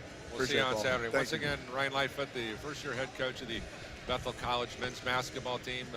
20 wins in his rookie season. What an outstanding job he has done. Mark, you've had a chance to watch this guy. We all both did. Watch him grow up and become a tremendous competitor, tremendous ambassador for the institution, and I think they're in great hands. Yeah, I came to Bethel. Ryan's freshman year was the first year that I joined Coach Randolph as the assistant JV coach. So I was here during his entire career. You look at him now, and I would argue he's in better shape now than he was as a player. He is by far the most chiseled coach in the conference. But when you listen to him talk, it's a tough transition to go from being a great player to being a great coach. A lot of your good coaches in all professional sports were average players because they knew what it takes to work hard. You know, Mike Lightfoot said something to me one time when Mike was the head coach, that he said that of all the players that he's had and all these wins, he said that Ryan is the smartest. He has the highest basketball IQ of anybody he's ever encountered in his life. And you look at the Bethel coaches, Michael Edison, Drew Schaus, Eric Sure. Braniel, these guys are There's having 50 great of them. success. Yeah, and the success they're having. But, yeah, often your players that go on to be coaches are guys that didn't play a lot because they spent so much time on the bench listening to the coach and picking his brain, and they're paying attention to what he's drawing up. And because they don't have the talent, so they learn the game from a coaching standpoint. Ryan has the talent, but he's also become a good coach, and he's grown up as the years gone on. All right, women's basketball now will bring us back here to the forefront. Lady Pilots, a 30-29 leader as we move into the 3rd quarter. Bethel College, once again, decked out gray shorts, gray jerseys, blue numbers, and, of course, Bethel in white. They're moving from right to left on your screen. Spring Arbor with the ball right now, decked out in the dark blue jerseys and shirts. And there's a turnover by Ryan Lair, and here come the Lady Pilots. Here's Irwin on the near side wing. Stops, looks, goes inside to Caitlin Alsasser there for the left-handed layup. Lady Pilots lead 32-29 on the Caitlin Alsasser field goal. Yeah, if you're Spring Arbor, it frustrates you. You just had 15-minute halftime to drop your best play, and you turn it over. Pilots run the floor and feed Alsasser for the easy 2. There's a pass inside. Lair makes a nice job of keeping it alive, and then back out to the top now to Nelson. Nelson lobs it inside to the low post now here to White. Shot no good. Rebound ricochets by Alsasser out here to Maridas. Michelle over here on the left side wing. Goes now here to Cam Glenn. She'll pull up and shoot from 16. Missed the shot. Rebound out of there, Faith Johnson. Faith will push it up, coming up our way, and now here's Goggin. Nice Had the ball knocked away, and we have a jump ball. It'll be BC basketball. Great job by Cam Glenn, recognizing where that pass was going and coming up here to get a tip on it. You know, if I'm Spring Arbor, Yeah, Cam asked about where you were at. When I was sitting here getting ready for the game, he goes, where's your buddy Mark? I gave Cam a hard time because I told her we caught her dancing over there during the men's game. They sit across from us, and so we get to catch her and Taya Bruce breaking out they sit down and dance to the music. Here's Cam with the drive and the score. Lady Pilots jump in front 34-29. Yeah, 14 points now for Cam. Paul, if I'm Spring Arbor, you got to draw a play up designed to get Autumn Goggin a good look. You need to get her going and get some confidence. Pilots have their largest lead of the game here at 34-29. 8:53 to go. One more opportunity for Cam. Spring Arbor Took the Lady Pilots to school up in Michigan. As Cam's free throw no good, but Alsasser there with the offensive rebound. And then the ball's knocked out of her hands by Ryan Lair. And I don't know if our listeners could pick up Coach Frost, but he said, you've got to be kidding me. And you've got, defensively, you've got the inside lane. Literally all you have to do is stay in front of the person behind you. You can't, they can't get beat into the lane. And that drives coaches nuts there, giving up the rebound and the free throws. Pass inside to Alsasser. Caitlin fakes, spins, turns, right-handed hook, missed the shot. Cam Glenn with the rebound. Second offensive glass on the same possession. Moritas at the point now. Pilots establishing themselves in the boards on both ends of the floor. Glenn on the right side wing, jab step on the dribble, still the look. Alsasser driving down the right side of the lane, shovels it over to Cam Glenn. Cam is hammered inside by Goggin. Cam in the right place at the right time. Caitlin with a nice little saucer pass inside. Yeah, good patience by Caitlin. She turned in the double team, but recognized Cam was right there. Was able to split the double team with a little underhand pass. And Cam will be at the line for 2 free throws. And if you're head coach Ryan Frost, you got to be thinking the Lady Pilots, well, not going to worry about it now because you only got still a 2-possession ball game. Cam's now 2 of 4 from the foul line. She hit both of them in the first half, missed both second half attempts. Cam's a 70% free throw shooter. She was able to convert the 1 of the 2. And now it is a 35-29 Pilot lead. It's important for the Pilots that Michelle Moritas does not pick up her 3rd foul here in this 3rd quarter. Faye Johnson goes to the far side wing now to Rachel Nelson. Nelson out of Goggin, back out here to the top now here to Nelson. On the coming around, here's Johnson at the top. Goes into the deep left corner. Back here to Goggin. Goggin, 3, good. She finally got her shot to go. 35-32, the Lady Pilots, as Goggin scores here at the 7:52 mark. And my guess is she's going to finish with about 15 second half points. Whoever was guarding her could not let her get that open. Here's Brickner with a drive inside, and she is fouled going to the glass. Nice job by Sarah White to help her up off the floor. She hit the deck hard.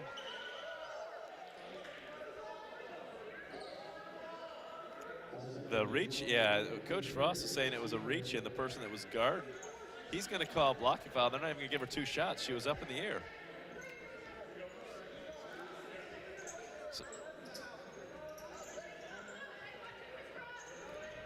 So they got the call, and now he's going to give her 2 shots. I was going to say, I thought they were going to get the call wrong on both from both aspects. It called the wrong player, and they didn't call the shooting foul. They've corrected the second mistake, and they gave him a shooting foul. Coach Frost won't like that either, but yeah, he's right. The reaching came in early from Ryan Lair. And now Brickner will go to the line. Brickner, a 5'11" freshman who did her prep work in Northridge High School, and the right-handed free throw is off the rim. That's just a Lady Pilot team that's shooting 71%. Here you got a chance to beat the team that's in front of you. And they missed 3 free throws in 2 minutes. Yeah. Yep. And not showing any killer instinct right here. And Coach Frost is unhappy that the gentleman across the way is the one who blew his whistle, and this one came in and changed the foul call, even though his whistle wasn't blown. So I understand the frustration there. So we'll see how his team responds with Nelson having to go to the bench. So I'm sorry, with White going to the bench ball. With the ball now here, Faye Johnson on the far side. She stepped on the. Nope, they got to whistle a foul on Brickner. Yeah, Brickner got her hand. And there'll be SAU to inbound on the far sideline. Rachel Nelson to trigger the inbound. 2 fouls 45-foot mark far side. Comes out high now to Johnson. Faith dribbles to the right, now goes around the back, hands it off to Goggin. Step out, triple Goggin, no good, rebound. Cougars with an offensive glass. Looking for some help, back to the far wing, Johnson. Back to the point now, Rachel Nelson. Goes over here to Goggin on the right side. Goggin on the jab set, just 8 up Alsasser. Triple no good, rebound. Up court quickly now. Here is Alsasser. Can't track it down.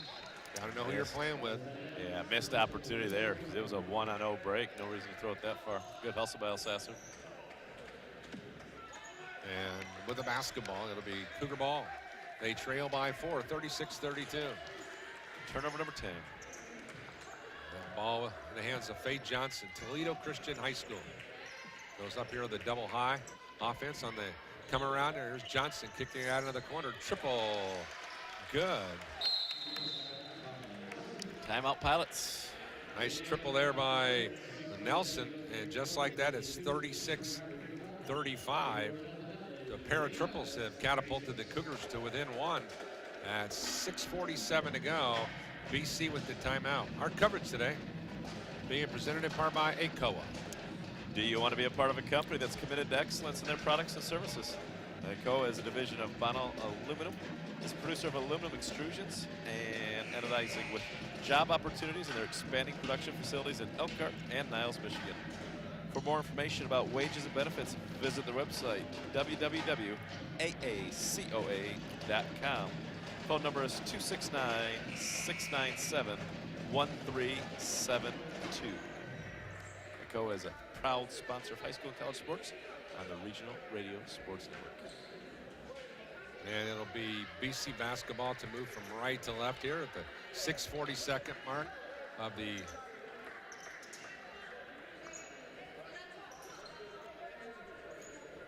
Coach Ross questioned the score, but it's right. It was 36-32. He thought he only got 2 points of that triple from Faith, but he got all 3. There's the ball into the hands of Moritas. Jump pass up to the far sideline. Semmerhorn kick back into Brickner. Back to Cam Glenn. Cam's three-point shot blocked nicely by Rachel Nelson. Back out to Moritas at the top now. Like Haley Brown volleyball blocker or spike right there. And here's Irwin with a drive around the back end. They're going to call a foul. Are you really? kidding me? How do you call that a player control foul? It's a behind the back dribble, change of direction. That's a terrible call. In my opinion. Terrible call. 2 fouls now, Jessica. Faith Johnson with the ball here. Goes deep left corner now to Nelson. Nelson lobs it inside to the low post. Shot no good on the offering by Shields. And here's Cam Glenn up the right sideline now to Irwin in the deep right corner.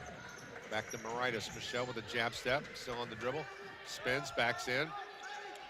Backdoor pass here to Brickner, and she is traveled. No call. Lost her footing there. I think it just stumbled out of bounds.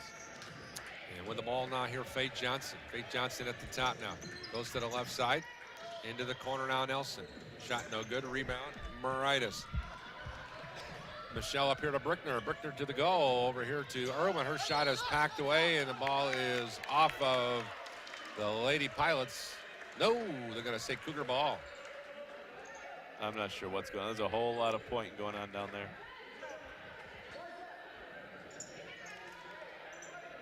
Yeah, Spring Arbor player was laying out of bounds. But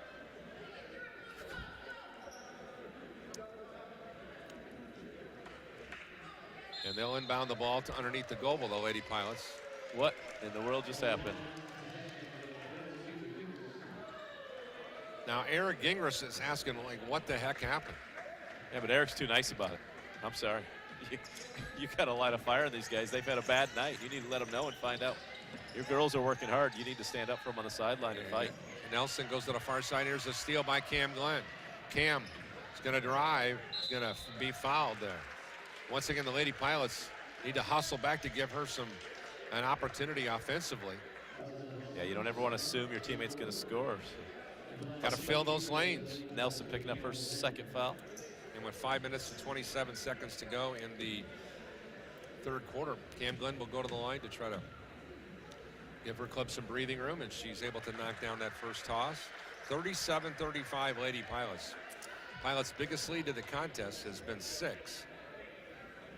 The Lady Cougars, I believe the largest was at 5, at 14-9. Second free throw by Cam Good, making it 38-35. Cam's 5 of 7 at the foul line tonight. Cougars also had a 5-point lead at 24-19. Goggin, triple, high off the iron, goes over the backboard. Autumn just having a rough night. Yeah, that's a good look for that. That's the first really clean look that she had. Didn't get that one to fall. She's forced a couple, I thought. Cam Glenn getting a break. I feel like Cam's got more breaks tonight than usual.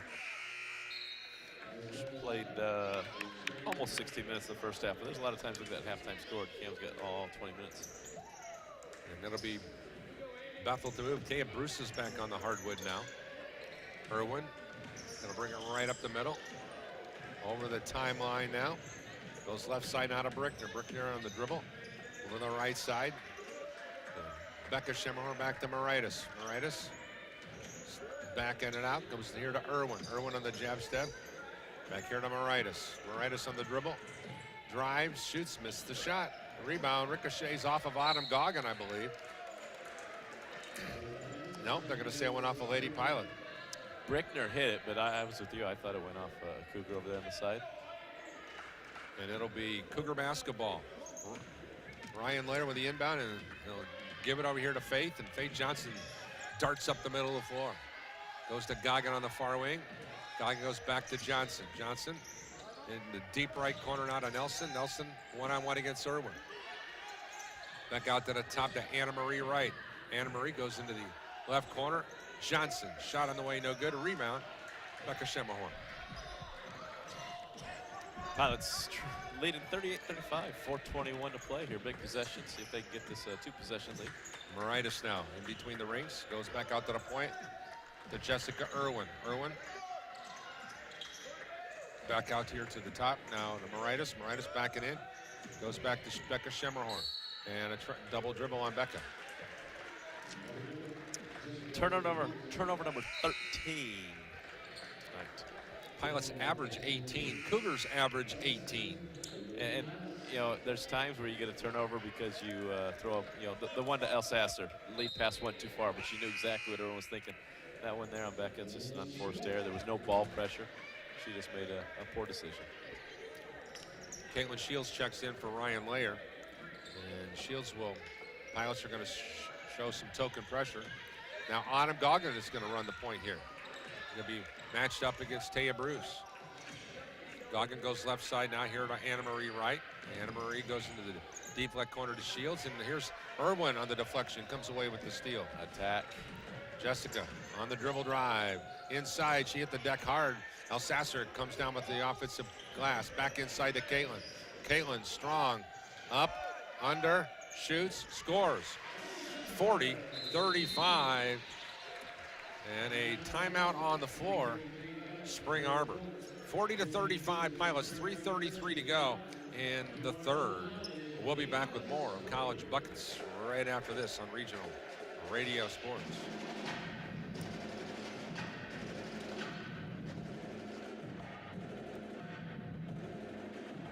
Hi, this is Paul Condry of the Regional Radio Sports Network.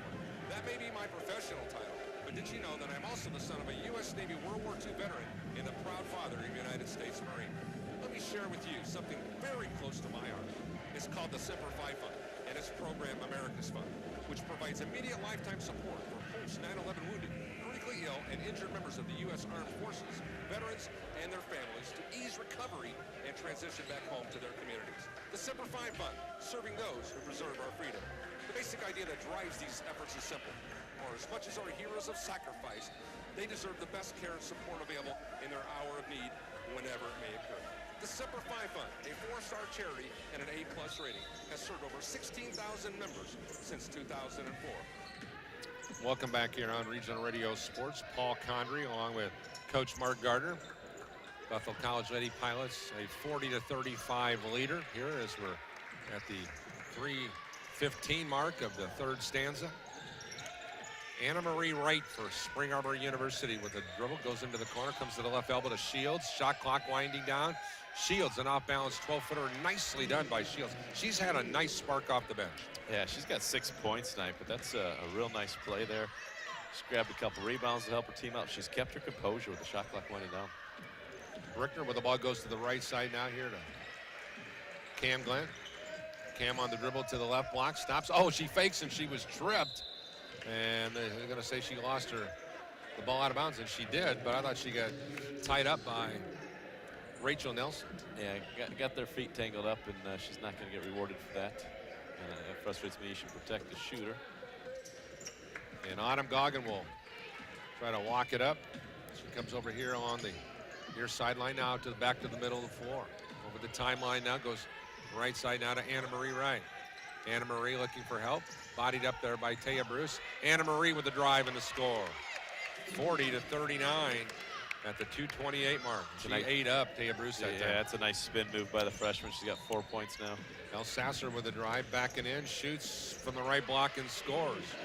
42-39, a fine ball game for Caitlin Elsasser. 10 points, 8 rebounds so far for Caitlin. That's a good, strong move there. Good answer. Here's SAU on the dribble drivers, an off-balance shot, no good on the offering by Rachel Nelson. And now here come the Lady Pilots, Michelle Moritas, the freshman from Heartland High School in Howell. She grew up in Howell, Michigan. Hands it off now here to Brickner at the top. Back to Moritas. Crosses over inside the lane into the deep right corner now to Taya Bruce. Taya Bruce with a jab step. Goes inside to the low post to El Sasser. Caitlin leans in, and she got hit in the face. No good. Throws up a prayer, not answered. Back the other way. Rachel Nelson to the goal on the score. 42-41 ball game. The Lady Pilots clinging to a 1-point lead with 1:28 to go. Nelson now with 16 points after taking that one to the rack. Third quarter ball game. Here is Caitlin Elsasser on the right wing now. An inside pass to Moritas. Michelle fakes, spins. She had the Euro step, missed the shot nonetheless. And Goggin sends it up the left sideline now to Nelson. Nelson crosses over, drives, shoots, couldn't get it to go. Cam Glenn the rebound. Under a minute to go in the third. Lady Pilots a 42-41 leader. Probably not the shot Coach Frost wanted that possession. Kick it out and reset. We'll have a line change for both ball clubs at the next whistle. Moritas here at the top now. They're going to run double high. Goes over here to Cam Glenn. Cam with a drive, quick move, around the back dribbles, fakes, shoots, got hit in the face on the offering by Rachel Nelson. That was a shot across the bridge of the nose. It's a big foul because it's Nelson's third foul. It's a shooting foul anyway. 15 fouls, so it'd be 2 shots either way, but the more important thing is the fact that it's Nelson's third foul. And with 37.4 seconds to go, Cam Glenn will go to the line to shoot a pair of free throws. Then expand her club's advantage to 3 if she converts them both. She's 5 of 7 from the foul line tonight. Free throw good this time, making it 43-41. Update you on some scores. Paul Taylor was leading Indiana Wesleyan 36-27 at the half. That game is now tied 41-41. Marion was leading Grace 35-31 at the half. Marion is now up 53-35, 18-4. They're just toying with people. SAU is gonna have to dig in here now. In the last 37.4 seconds, the free throw in and out, no good. Cam with 1 of 2. And here's a near steal, and the ball goes off a Cougar, I believe. No, they're gonna say it went off Cam.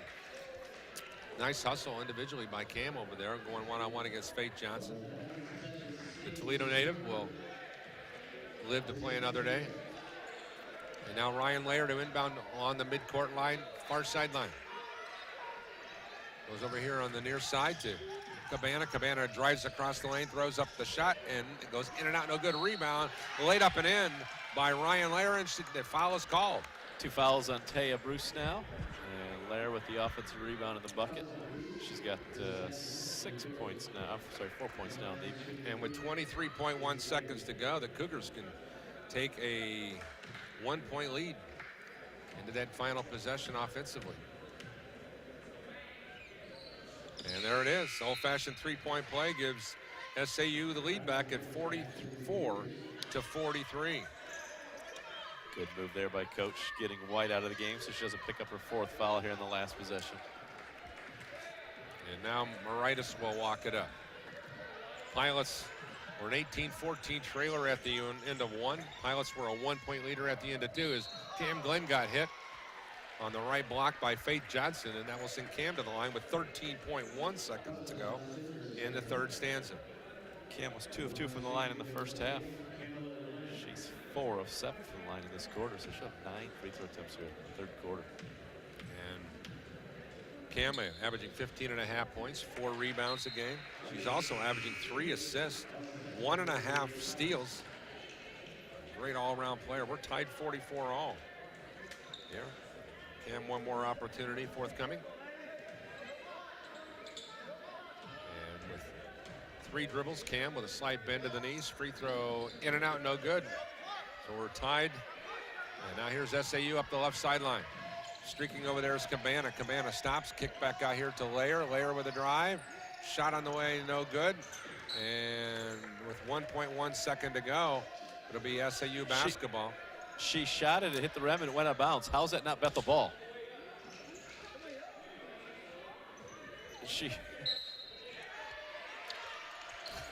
Here's a pass inside, shot no good at the horn as the shot by Sarah White just went off to the right. 44-44, our score here at the end of 3 quarters of play. We'll be back with more live from Mike Lightfoot Court on Regional Radio Sports. Hi, this is Paul Condry of the Regional Radio Sports Network. That may be my professional title, but did you know that I'm also the son of a U.S. Navy World War II veteran and the proud father of a United States Marine? Let me share with you something very close to my heart. It's called the Semper Fi Fund, and its program America's Fund, which provides immediate lifetime support for post 9/11 wounded, critically ill, and injured members of the U.S. Armed Forces, veterans, and their families to ease recovery and transition back home to their communities. The Semper Fi Fund, serving those who preserve our freedom. The basic idea that drives these efforts is simple. For as much as our heroes have sacrificed, they deserve the best care and support available in their hour of need, whenever it may occur. The Semper Fi Fund, a 4-star charity and an A+ rating, has served over 16,000 members since 2004. The Semper Fi Fund, serving those who preserve our freedom. For more information, visit them online at www.semperfifund.org. Welcome back here on Regional Radio Sports. Paul Condry along with Coach Mark Gardner. Coverage today being presented in part by ACOA. Do you want to be a part of a company that's committed to excellence in their products and services? ACOA is a division of the Bono Aluminum, a producer of aluminum extrusions and anodizing, with job opportunities in their expanding production facilities in Elkhart and Niles, Michigan. For more information about wages and benefits, their website is www.aacoa.com. Phone number is 269-697-1372. ACOA is a proud supporter of high school and college sports on the Regional Radio Sports Network. Glad you can join us here as we start the 4th stanza. Bethel College Lady Pilots decked out gray shorts, gray jerseys, and the blue numbers, white, written along the side of the numbers. There's Bethel written in the front. Spring Arbor Cougars decked out dark blue shorts and jerseys with the white numbers. Cougars written in gold across the front of the jerseys. Glad you can join us. This will be our next to the last regular season home game for the Lady Pilots. We'll be with the Lady Pilots on the road. And then finally, here's the 3-point shot, in and out, no good. Rebound kept alive by Sarah White. Back to the left side. We will not be traveling with the Lady Pilots down to Marion. With the basketball here to the top now. Cabana knives through traffic, goes over here to Laird, to the right side now to Johnson. Ball here on the ground. Cam Glenn comes away with the steal, and then coming out of nowhere was Ryan Laird to come away with the steal. And they call a foul, or do they call a jump ball? Call a foul on Cam. That is a brutal call. On the floor, and Ryan Laird jumped on top of her. And the official called Cam for a push. That's as bad as it comes, folks. Well, I don't have a problem with the fact that he called the foul, because Cam was aggressive, but then when he stared at Cam, almost waiting for her to say something, just make the call and go to the scorer's table, do your job. Don't intimidate college students. Cabana with the basketball at the top of the ring, goes right side now here. Anna Marie Wright, the left-hander for 3, good. 47-44. And a timeout, Eric Gingrich with 9:14 to go in regulation. What the Pilots have got to be able to do now, Coach, is what we haven't seen all year long. That's play 4 quarters, start to finish.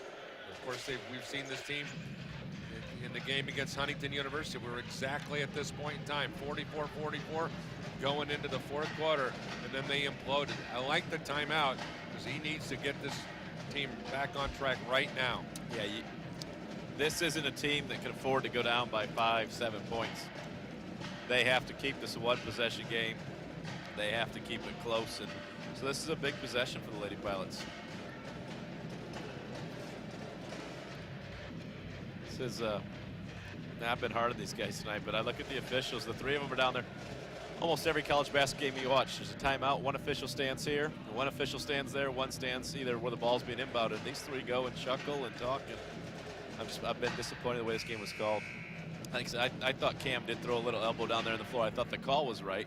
You see the official there just made the sign for technical. They were just waiting to give Cam a technical foul if she was to react to that, and that's unfortunate. As the Lady Pilots will have on the floor coming out of the timeout, it'll be Al Sasser along with Bruce, Cam Glenn, Michelle Moritas, and Jessica Irwin. Cougars will come back with Laird Johnson, Cabana also will be on the floor, Anna Marie Wright, and Sarah White. You're up to date here. Cougars by 3 here as we're at the 9-minute mark of the 4th quarter. Irwin with a basketball going back door now here to Taya Bruce, and she's hammered going inside. Yeah, Faith Johnson's going to pick up her third foul. It's a nice set for the Pilots coming out of the timeout. Again, you dribble towards the defender, get her to turn her head, react to the ball, and then you beat her back door there. Nice bounce pass. Tay's been pretty quiet offensively tonight, Coach. Yeah, she knocked down her first 2 shots in the first quarter. She had 5 points, and she has not scored since. Yeah, she averages 6.5 points and 3 rebounds. The right-hander's free throw is good, and it helps the Lady Pilot cause as they are close within 2. Moritas coming to the bench, and Brickner will. Nice job of Moritas to get through that third quarter without picking a foul. Michelle's got 5 rebounds on the evening. She's second on the team in rebounds. Second free throw by Taya good. And it's a 1-point ball game. 47-46 Cougars. We're at the 9-minute mark. Ball in the hands of Faith Johnson on the far side 45-foot mark. Comes up high now to Sarah White. White comes out here to the top now to Ryan Layer. Back to the right side now to Johnson. Johnson looks. Hopping out high is Anna Maria Wright. The triple, no good. A rebound. Oh, my. Big collision inside. Caitlin Alsasser. And they're going to call a foul on Caitlin. Caitlin just boxed her out, and then falling down on top of her was Sarah White. Yeah, Caitlin's fighting back tears, I think, as she had the wind knocked out of her. That's one of the more unfortunate foul calls you're going to get in your career when somebody jumps on top of you. And now Caitlin's banging on her. That should be a foul right there. Here's the ball into the hands here now of White. Back here to the right side. Now to Johnson. Johnson goes inside of the low post to White, and she scores. 49-46 Cougars. 8:27 to go. Yeah, Caitlin was a little too aggressive there. She switched on the guard, and nobody helped her out. Her player slid to the basket there, slipped the screen for the easy 2. Here's Cam Glenn with the drive down the lane, and she scores. 49-48. Pilots within 1 at the 8:13 mark. Cam now with 21 points on the evening. Great offensive performance. Faith Johnson here at the top now. Dribbles to the left side. Lost it. Handle out. Here's Taya Bruce swinging. Doing a nice job of swinging those hips around to make sure she was squared up. Did it again right here. Faith Johnson back out to the far side. 3-point shot no good by Cabana. And then the whistle away from the ball. A traveling call. Or whistle on the ball, excuse me. That's what I wanted to say. Getting pretty physical down here as that time Brickner knocked Faith Johnson into March. In hockey, we call this chippy. It was chippy last night in the men's game. And, yes, it was. This one here is getting a little chippy, so we'll see how this continues. Cougars a 1-point leader at the 49-48 with 7:49 to go in the 4th. Remember, both these teams fighting for their opportunity to be in that postseason. The Spring Arbor basically clinches the 8th spot with a win tonight. Rebecca Schemmerhorn hands it off now here to Taya Bruce. Bruce looking for help. Still on the dribble, looks. Swings it on the reversal to the right side now to Becca Schemmerhorn. 10 on the shot clock. Back out here, Brickner. Brickner asking for somebody to come and help out. Brickner will go back it in. Looks inside, she travels. No call, shot no good. Rebound in the hands of SAU. Yeah, she spun right into the double team, shuffled her feet, was fortunate to get a shot off. Cabana goes to the left side. Now here to Goggin. Back out top to Anna Marie. Back to Goggin. Goggin with the drive on the right side of the lane. Blocked out of there by Jessica Irwin. And it'll be SAU basketball with 16 on the shot clock. 7:06 on the game clock. Here in the 4th, 49-48 SAU. Here's Goggin. Wide open 19-footer. Ricochets into the corner. And the Cougars track it down on the redirect by Gracie Cabana. Anna Marie Wright for 3. Good. 52-48 as the Cougars score at the 6:50 mark. I said in the first half she comes in this game with 59 triples. That's her second one tonight. Goggin is 1 of 9 from the floor, but her teammates have picked her up tonight as they have a 4-point lead. Alsasser gave up the dribble, comes out high now here to Brickner. Back over here to Irwin on the left wing now. Irwin goes inside to the low post, terrible pass. Yeah, it wasn't there. It's got to be a bounce pass, but it wasn't there. You're leading her into a situation. I would always say, what are you going to do? What's she going to do if she catches that? She's got to defend her right on her hip.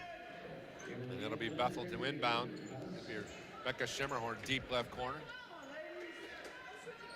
Brickner comes out of the ball game now. Go out here to Cam Glenn. Lobs it inside to Alsasser, back to Cam. Cam on the jab step. Comes around a screen. Cam hesitates, drives, shoots, and she gathers the foul on Sarah White, I believe. It's going to be 4 fouls on White. Cam will head to the line where she's been living this second half. And to the line once again, the 7 of 11. the Ann Arbor native. 6:23 to go. 3 slide dribbles. She eyes, flies, converts. And it's now 52-49. Imagine where the Pilots will be without Cam tonight. It would be ugly. World of hurt. Yeah. Coming out of the game is White. And Ritus will check back in. Sasser will check out. Kayla's going to join us on the postgame show. And Cam, one more opportunity. Get her club within a pair here if she converts. And the right-hander does so. 52-50 Cougars. Here inside 6:30 to go. Here's Goggin over the timeline. Got it by Cam Glenn. Goes to the far side now to Cabana. Cabana had it nearly stripped away. Cam comes away with the steal. Rolls it over here to Taya Bruce and now to Schemmerhorn. Becca up the right sideline, crosses over, goes here to Irwin, and she throws it away. So they do all that defensive work only to throw it away. Yeah, and it's too bad. That's what Cam's saying. Slow down. There was nowhere to go. You dive on the floor, you get the ball, you sell out for your teammates. Got to take care of the ball. Well, I tell you what, it's like watching Bears quarterbacks throw the ball to the opponents. I kind of like that, actually.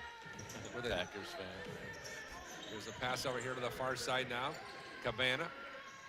Deep left corner on the drive, and Irwin with the hammer. You've got to pick the poison. There are 3 fouls. My point there is, Coach, on that drive right there, this is the case in point I would say about this team right now. The Pilots had 3 gray jerseys there. One of them stands there, takes the charge, the ball's going the other way. But they're afraid to have any physical play whatsoever. Yeah, nobody wanted to step and take the charge. Well, 3 things went wrong. First, she got beat baseline. Second, nobody stood in to take a charge. And third, I think she shot the ball from underneath the basket, almost out of bounds. So there's no reason to try and block that shot, because if it goes in, it's going to be like one of those Larry Bird horse shots, not your typical layup. She was in a bad position to shoot the ball, and you bailed her out by reaching in. Nelson, a 70% free throw shot. I don't want to be Debbie Downer, as they say, but it is trying to point out some of the fundamentals. Second free throw, no good. And it's a general rule. If your hand comes down, the whistle blows. Whether you foul or not, I would tell my guys all the time, I can't argue for you. If your hand comes down, the whistle's going to blow. Brickner with the ball here on the right side wing. Comes out high now to Cam Glenn. Cam looking for some help on the hard right-hand dribble. Still on the look. Goes left side. 3-point shot near side. In and out and in as Irwin finally gets one to fall, and we're tied 53-all. Jessica's got 7 points on the evening. She was 1 of 5 from the floor before knocking that one. That's her 23rd triple of the year. Back on high now, Anna Marie Wright, the other marksman for the Cougars. Gives it out here to Cabana. Cabana goes back out here to Goggin at the point. Goggin goes left side now to Nelson. Nelson on the just ran by Brickner for the easy layup. Terrible defense by the Lady Pilots. Yep. 55-53.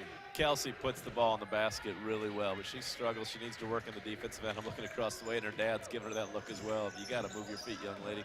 Here's Glenn into the corner to Taya Bruce. Taya, 3, no good. A rebound. Ripped out of there by SAU's Rachel Nelson. Here's a ball read. Knocked away by Taya Bruce on the far side as she anticipated the pass. Turned into strong safety there. And unlike the Saints' strong safety, she actually deflected the ball instead of letting the opponent go for the score. With the ball here now, Rachel Nelson on the inbound.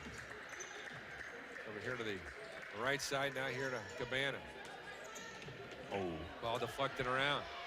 Here's Cam Glenn on the steal. Cam, with the crossover, and she was tackled from behind. That's a 15-yard penalty and an automatic first down, usually. Yeah, you could argue that's intentional. It's a good play there by Cabana. She knew she was beat, so she just wrapped Cam up. Well, that's I've always been of the fact that if someone's going up, you got to make them pay.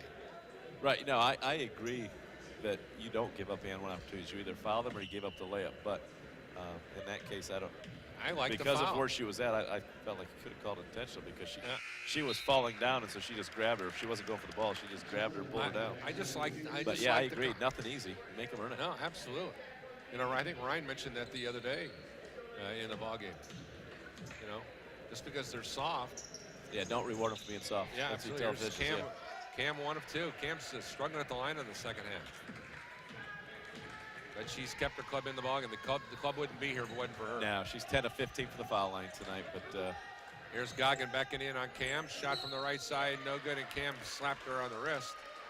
And Goggin will go to the line. She's an 80% foul shooter. Yeah. She's had a rough night tonight. 1 of 9 from the floor, 1 of 6 from downtown, but got a chance to knock down 2 big ones here for her team.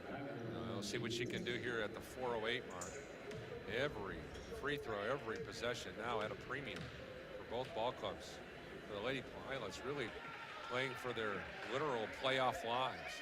56 to 54, because if they don't win here, Spring Arbor's got Goshen coming up. That's a win. And so they will be on the outside looking in. Free throw good by Goggin again. 57-54 Cougars. Here comes the press again, Coach. Moritas. Down the left sideline she goes. Comes back out to the top to Irwin. Back to Cam on the right wing. Cam on the dribble drive. Looks. Comes back out to Moritas. Michelle in traffic. Throws up a prayer, not answered. And here come the Cougars. Goggin. Cam's got to shoot that first one. Cam No has to question. shoot. I think she was unselfish there. Faye Johnson at the top. Goes right side on the wing. Now here to Nelson. Back out here to the right side wing. Now to Anna Marie Wright. Right ball reversal to the top to Goggin. Goggin with a jab set back to right. The left-hander for 3. Good. There is your ball game. 60 to 54. 3:26 to go. Let's see how the Lady Pilots respond, or if they do in like manner. And you have to find Wright. She's got 62 triples on the year. She's 3 of 6 tonight. Cam with the drive. She says it's not over, Paul Condry. 60-56. Cam with the field goal. With 3:10 to go. And if you're Spring Arbor, you have to double team Cam. Make somebody There's else Anna beat Marie you. right in the far corner, Coach. Pilots have 4 fouls, so Spring Arbor shooting the rest of the evening. Oh, Coggin, didn't she double dribble? No call. Cam on the over here on the right side into the corner. Now they go to Nelson. Nelson, 3, good. 63-56. 2:46 to go. Cream rising to the top here. The waning moments. 20 points now for Nelson. The Pilots would have been better off giving up the uncontested layup than the triple there. Here's Irwin back up to the top to Cam. Cam on the dribble. Drive, shoots, and couldn't get it to go. The foul whistled on Rachel Nelson. By the way, Cam shot free throws in the second half. Not a bad foul. No, Coach Frost is saying you can help off of Moritas and basically double team Cam. That's you've got to know where Cam is. He's got 3 timeouts left. I call timeout here and tell my girls, don't let Cam score. Taya Bruce talking things over with Michelle Moritas and coaching her up. Moritas upset about something. And now Cam with one more opportunity. Pilots need every opportunity they can here. The right-hander good on the second free throw. 63-57, and it'll be a BC timeout with 2:32 to go in the ballgame. Cougars trying to hang on for their 4th Crossroads League win of the year. Pilots in search of their 3rd. We'll be back with more right after this on Regional Radio Sports. There are those who dedicate themselves to a sense of honor, to a life of courage, and a commitment to something greater than themselves. They have always defended this nation and each other. They still do.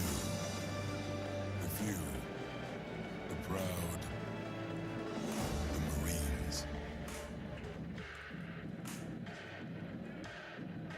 They came from every corner of the country, from small towns and big cities. But they all shared one thing in common.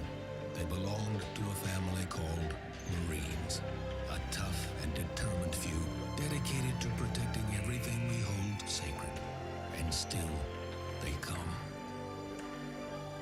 Celebrate the history of those proud few who have earned the title Marine. Back live here to basketball action in the Crossroads League. Faye Johnson for Spring Arbor. They lead 63-57. Anna Marie right at the top now.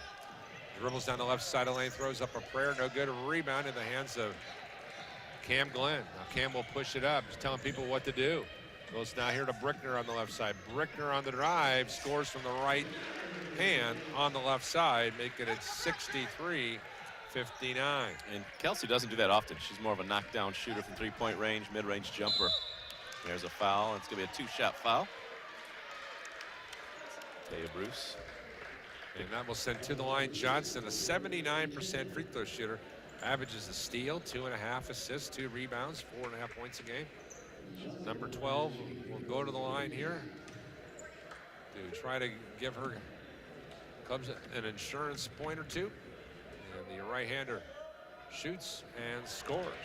Johnson, Toledo Christian High School, 64-59. One more opportunity forthcoming here with 1:57 to go. Right-hander, free throw on the way. Good again. 65-59.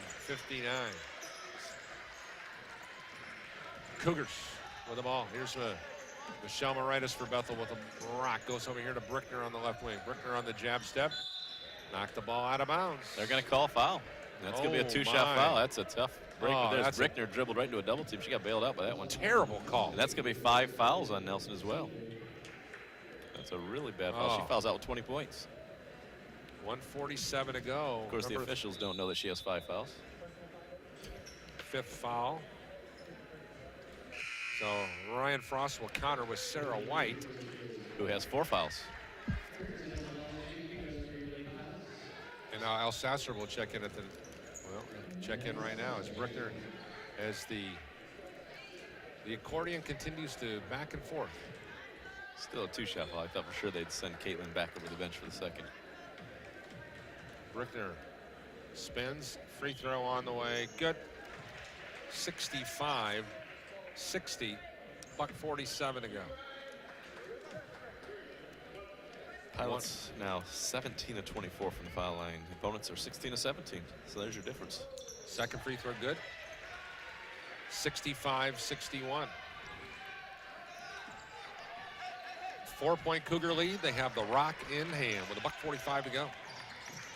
Anna Marie Wright was calling for the ball over here. Didn't get it, but she'll get it this time. Anna Marie on the left wing now. So Sarah White's a 27% foul shooter, Paul. I think if she touches the ball, you foul her. Here's the ball off of the Cougars. Anna Marie Wright, I believe. It's a bad call right there. I was screened out of the way, Coach. Right, yeah, no, Cam hit it out of bounds, in my opinion. I don't have replay in front of us, but it sure looked to me like Cam hit it out of bounds. And the reaction by the young ladies from the Bethel students in the front row laughing, realized that they might have gotten a break over there as well. Little Irwin with the ball. Gigi and Danny Davis over there. And the Pilots hand it right back. And then the Lady Pilots say, okay, we don't want the free Christmas present. We'll give it right back. Yeah, unless this is a typo on your score sheet, and you rarely do that, my friend. 27% I did one yesterday. But 27% for White. Usually you have your numbers right, so we'll see. Ball here to hands of Goggin at the top now. Goggin looks for some help, goes right side, not a Layer. Ryan Layer on the dribble. Back into the middle of the lane. Now here to White. Shot on the far side wing as a triple, no good, kept alive, and here come the Lady Pilots. They've got numbers as Layer's out of bounds. Here's Taya Bruce, long triple, off the rim, no good. Alsasser tries to hustle down, can't get it. You have to foul. Winning the water is Sarah White. You're down by 4 with 38 seconds. You have to foul. And Eric Gingrich is telling his team to foul.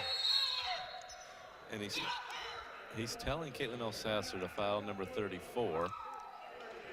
And he's yelling Kate Fowler, but you have to tell the official you're going to do that. You can't expect them to see that off the ball, but that's what he wants. He wants to foul White as well. And he's yelling. She's a 27% foul shooter, so he is affirming your stats. Well, even a blind squirrel can find the net once. And the shot clock reset for some reason, so we'll see. Looking at the free throws, it is right. Sarah White, 3 of 11 at the charity stripe, Coach, for 27%. Now with 32 seconds to go, the timeout. Defensive rebound came 44 seconds.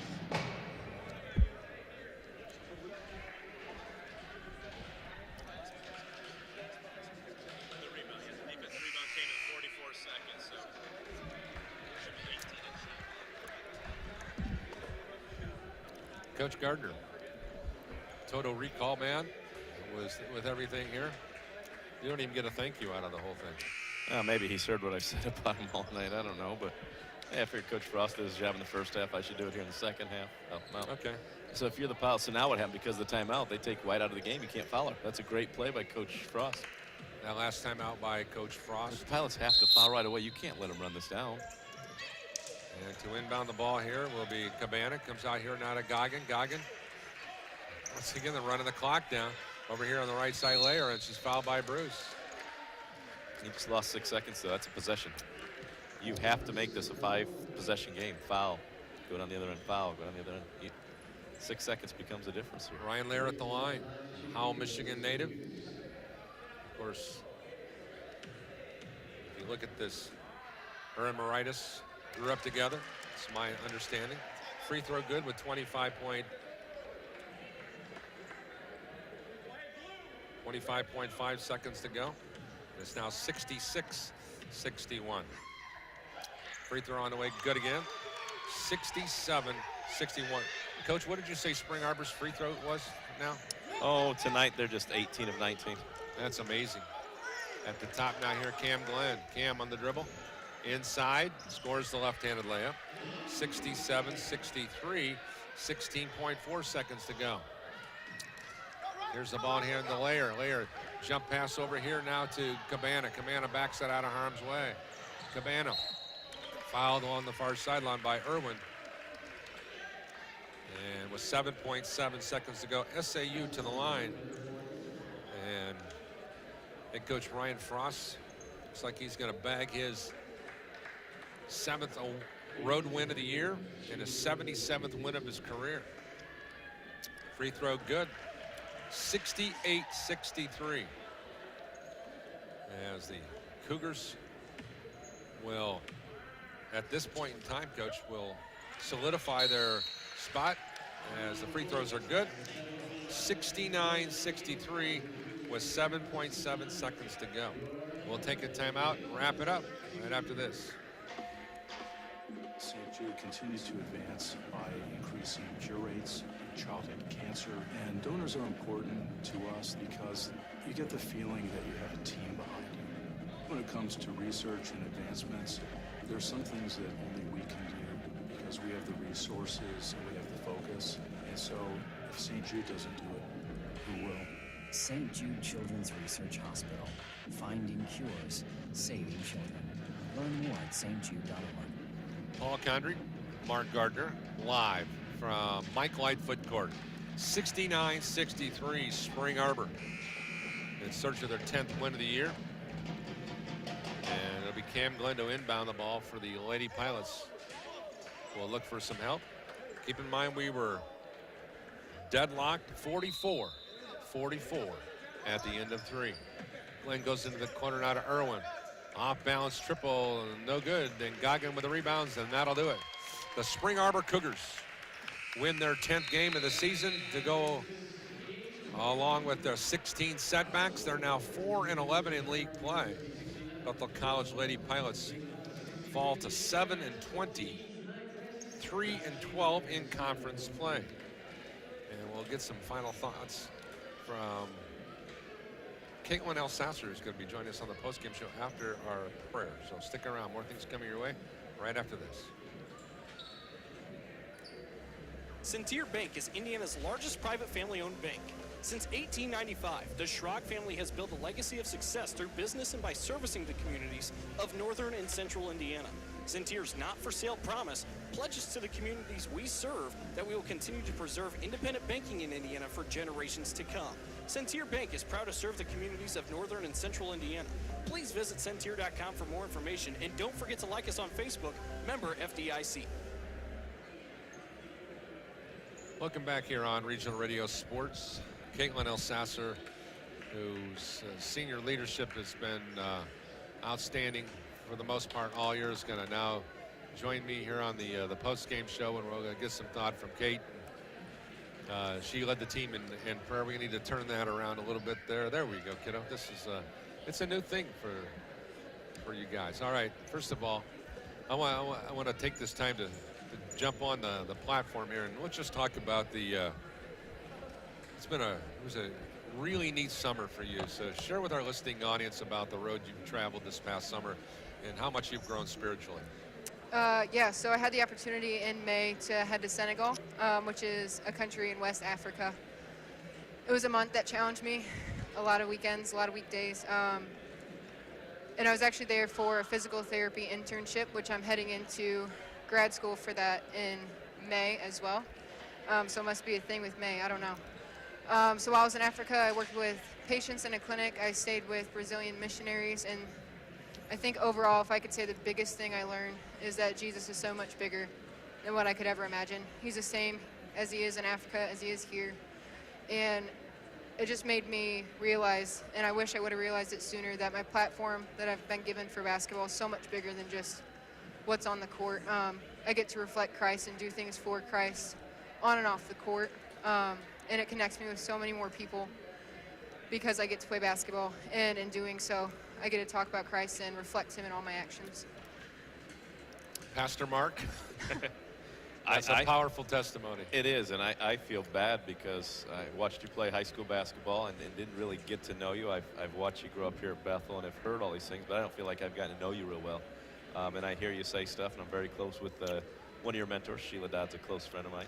Love Sheila. Yeah, the Sheila Nader. And so I've heard all about you. I hear all these stories from Sheila, but yeah, I sit here and hear her talk, and man, what a basketball's important, but you know what's more important. Absolutely. You got it right. So thank you.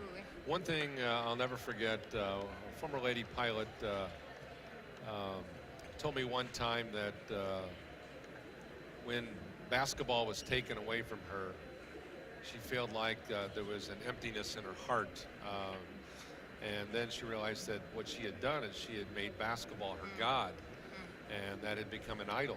And that at that point in time, she went through a metamorphosis, if you will, and changing her life, and it changed her spiritually. So, and that's kind of a case in point to what you're talking about. All right, now let's talk about basketball. All right, so we're going to get off that, even though we could talk about it for forever. We really could.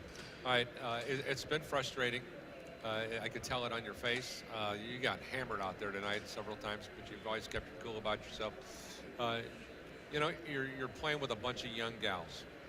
You're the senior spokesperson of the group. Everybody's looking to you. You can lead on the floor. You can lead in the locker room. Which one is the most difficult to do? You know, it's a mix of both. On the court, you have the moments, and it slipped up a little bit tonight for a good 1 minute span when I got cracked down here. Yeah. It's really tough when you're pouring in, day out, to try and get a different result than what you've been getting this season. So to continue to be positive and encourage these girls and say, look, I know it's frustrating right now, but you guys have 3, some of you still have 2 more years. You continue to put in the work, you're going to see the results. We may not see it now, but it's going to come if you continue to choose the hard thing. But off the court's just as difficult some days. I mean, tomorrow, going back to my girls, after we just lost a game that I really feel we should have had, it's going to be hard to have a smile on my face, to be encouraging. But I know it's the right thing to do, and I know it's the thing that is going to leave a lasting impact, because before I know it, I mean, in less than 2 weeks, I'm hanging up my jersey, I'm tying up my shoes, and it's time to continue to move on. So the more important thing isn't what's on the scoreboard. It's making an impact on these girls. I want them to remember me as a teammate who, through difficult times, I was encouraging, because I think truly that's when character shows. It's easy to be a good person and be positive when things are going well for you. But when you've lost game after game, to continue to be a positive impact, I mean, that's true character right there. So. Right, no question. It'd be really neat if God would allow you to go from mountaintop to mountaintop to mountaintop experiences. Oh, yeah. It's the only time you grow is when you're in those valleys. So from the time you walked in here to the Mishawaka campus to where you're at right now, and our final question, Kate Winnell-Sasser, in what area have you grown the most? Is it academically? Is it spiritually? Is it athletically? Is it every aspect of your being, or is it a combination of all of it? By far and away spiritual. I was growing a little bit in high school, and I was here and there. I didn't clearly understand, but through Bethel, these 4 years, I haven't been perfect. By far haven't been perfect, so I'm not. But I have an understanding of how to live the rest of my life and look back on it at the end and say I did it right. I'm going to have days where I fail, and that cross is going to be heavy to pick up, but I know I'm going to be able to look back and say, because I chose to go to Bethel, even if basketball didn't go the way I thought it went. I mean, we've gone through 3 coaching changes since I've been here. I would never regret the choice of coming to Bethel. It's changed me by far and away the person that I am today.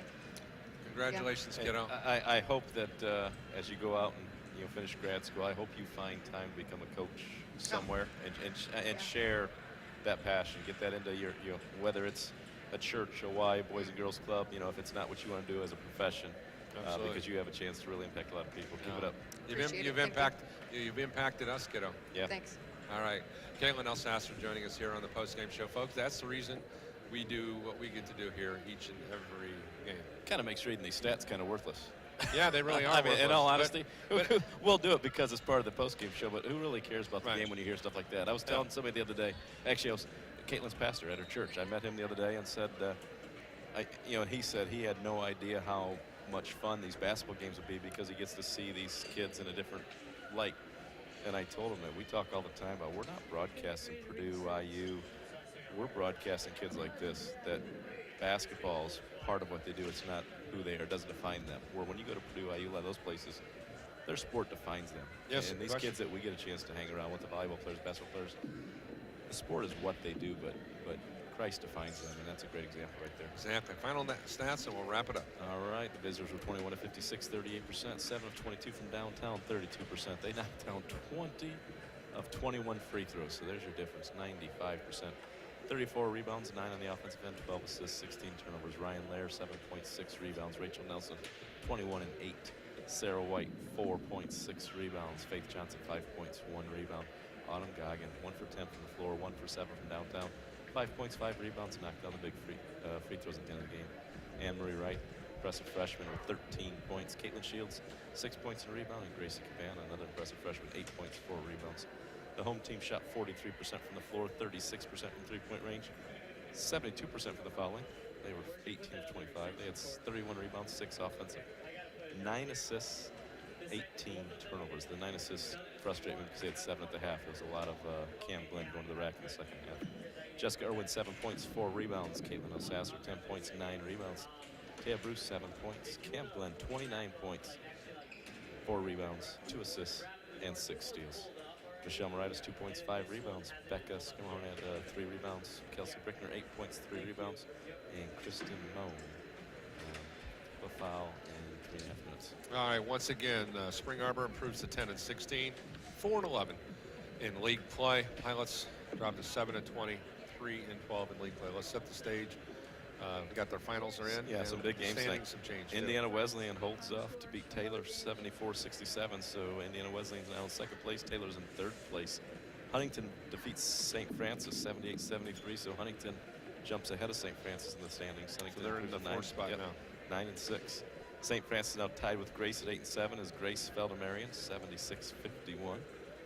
Mount Vernon hangs on for a 2-point win. 67-65 against Goshen. So Mount Vernon improves to 7 and 8. Goshen at 0 and 15. So it's Marion, Wesleyan, Taylor, Huntington are the top 4. St. Francis and Grace are the next 2. Mount Vernon is at 7 and 8. And then you got Spring Arbor holding on to the last spot. Pilots and Goshen are out. BC will be at Mount Vernon on Saturday. Spring Arbor will host Grace. That's going to do it for our special guests, Ryan Frost and Eric Gingrich. Thanks to Ryan Lightfoot, the men's coach at Bethel, for joining us at the intermission. Thanks to Caitlin Elsasser for her spectacular testimony that she shared with us here on the post-game show. For Tiny Connie, for Andrew Bowen, and the entire team upstairs, that's going to do it here. Once again, final score here in the ballgame, 69-63, the final. For all of us at Regional Radio Sports, Coach Gardner, I'm Paul Condry. God bless you all. Simplify Dallas. Good night, everyone.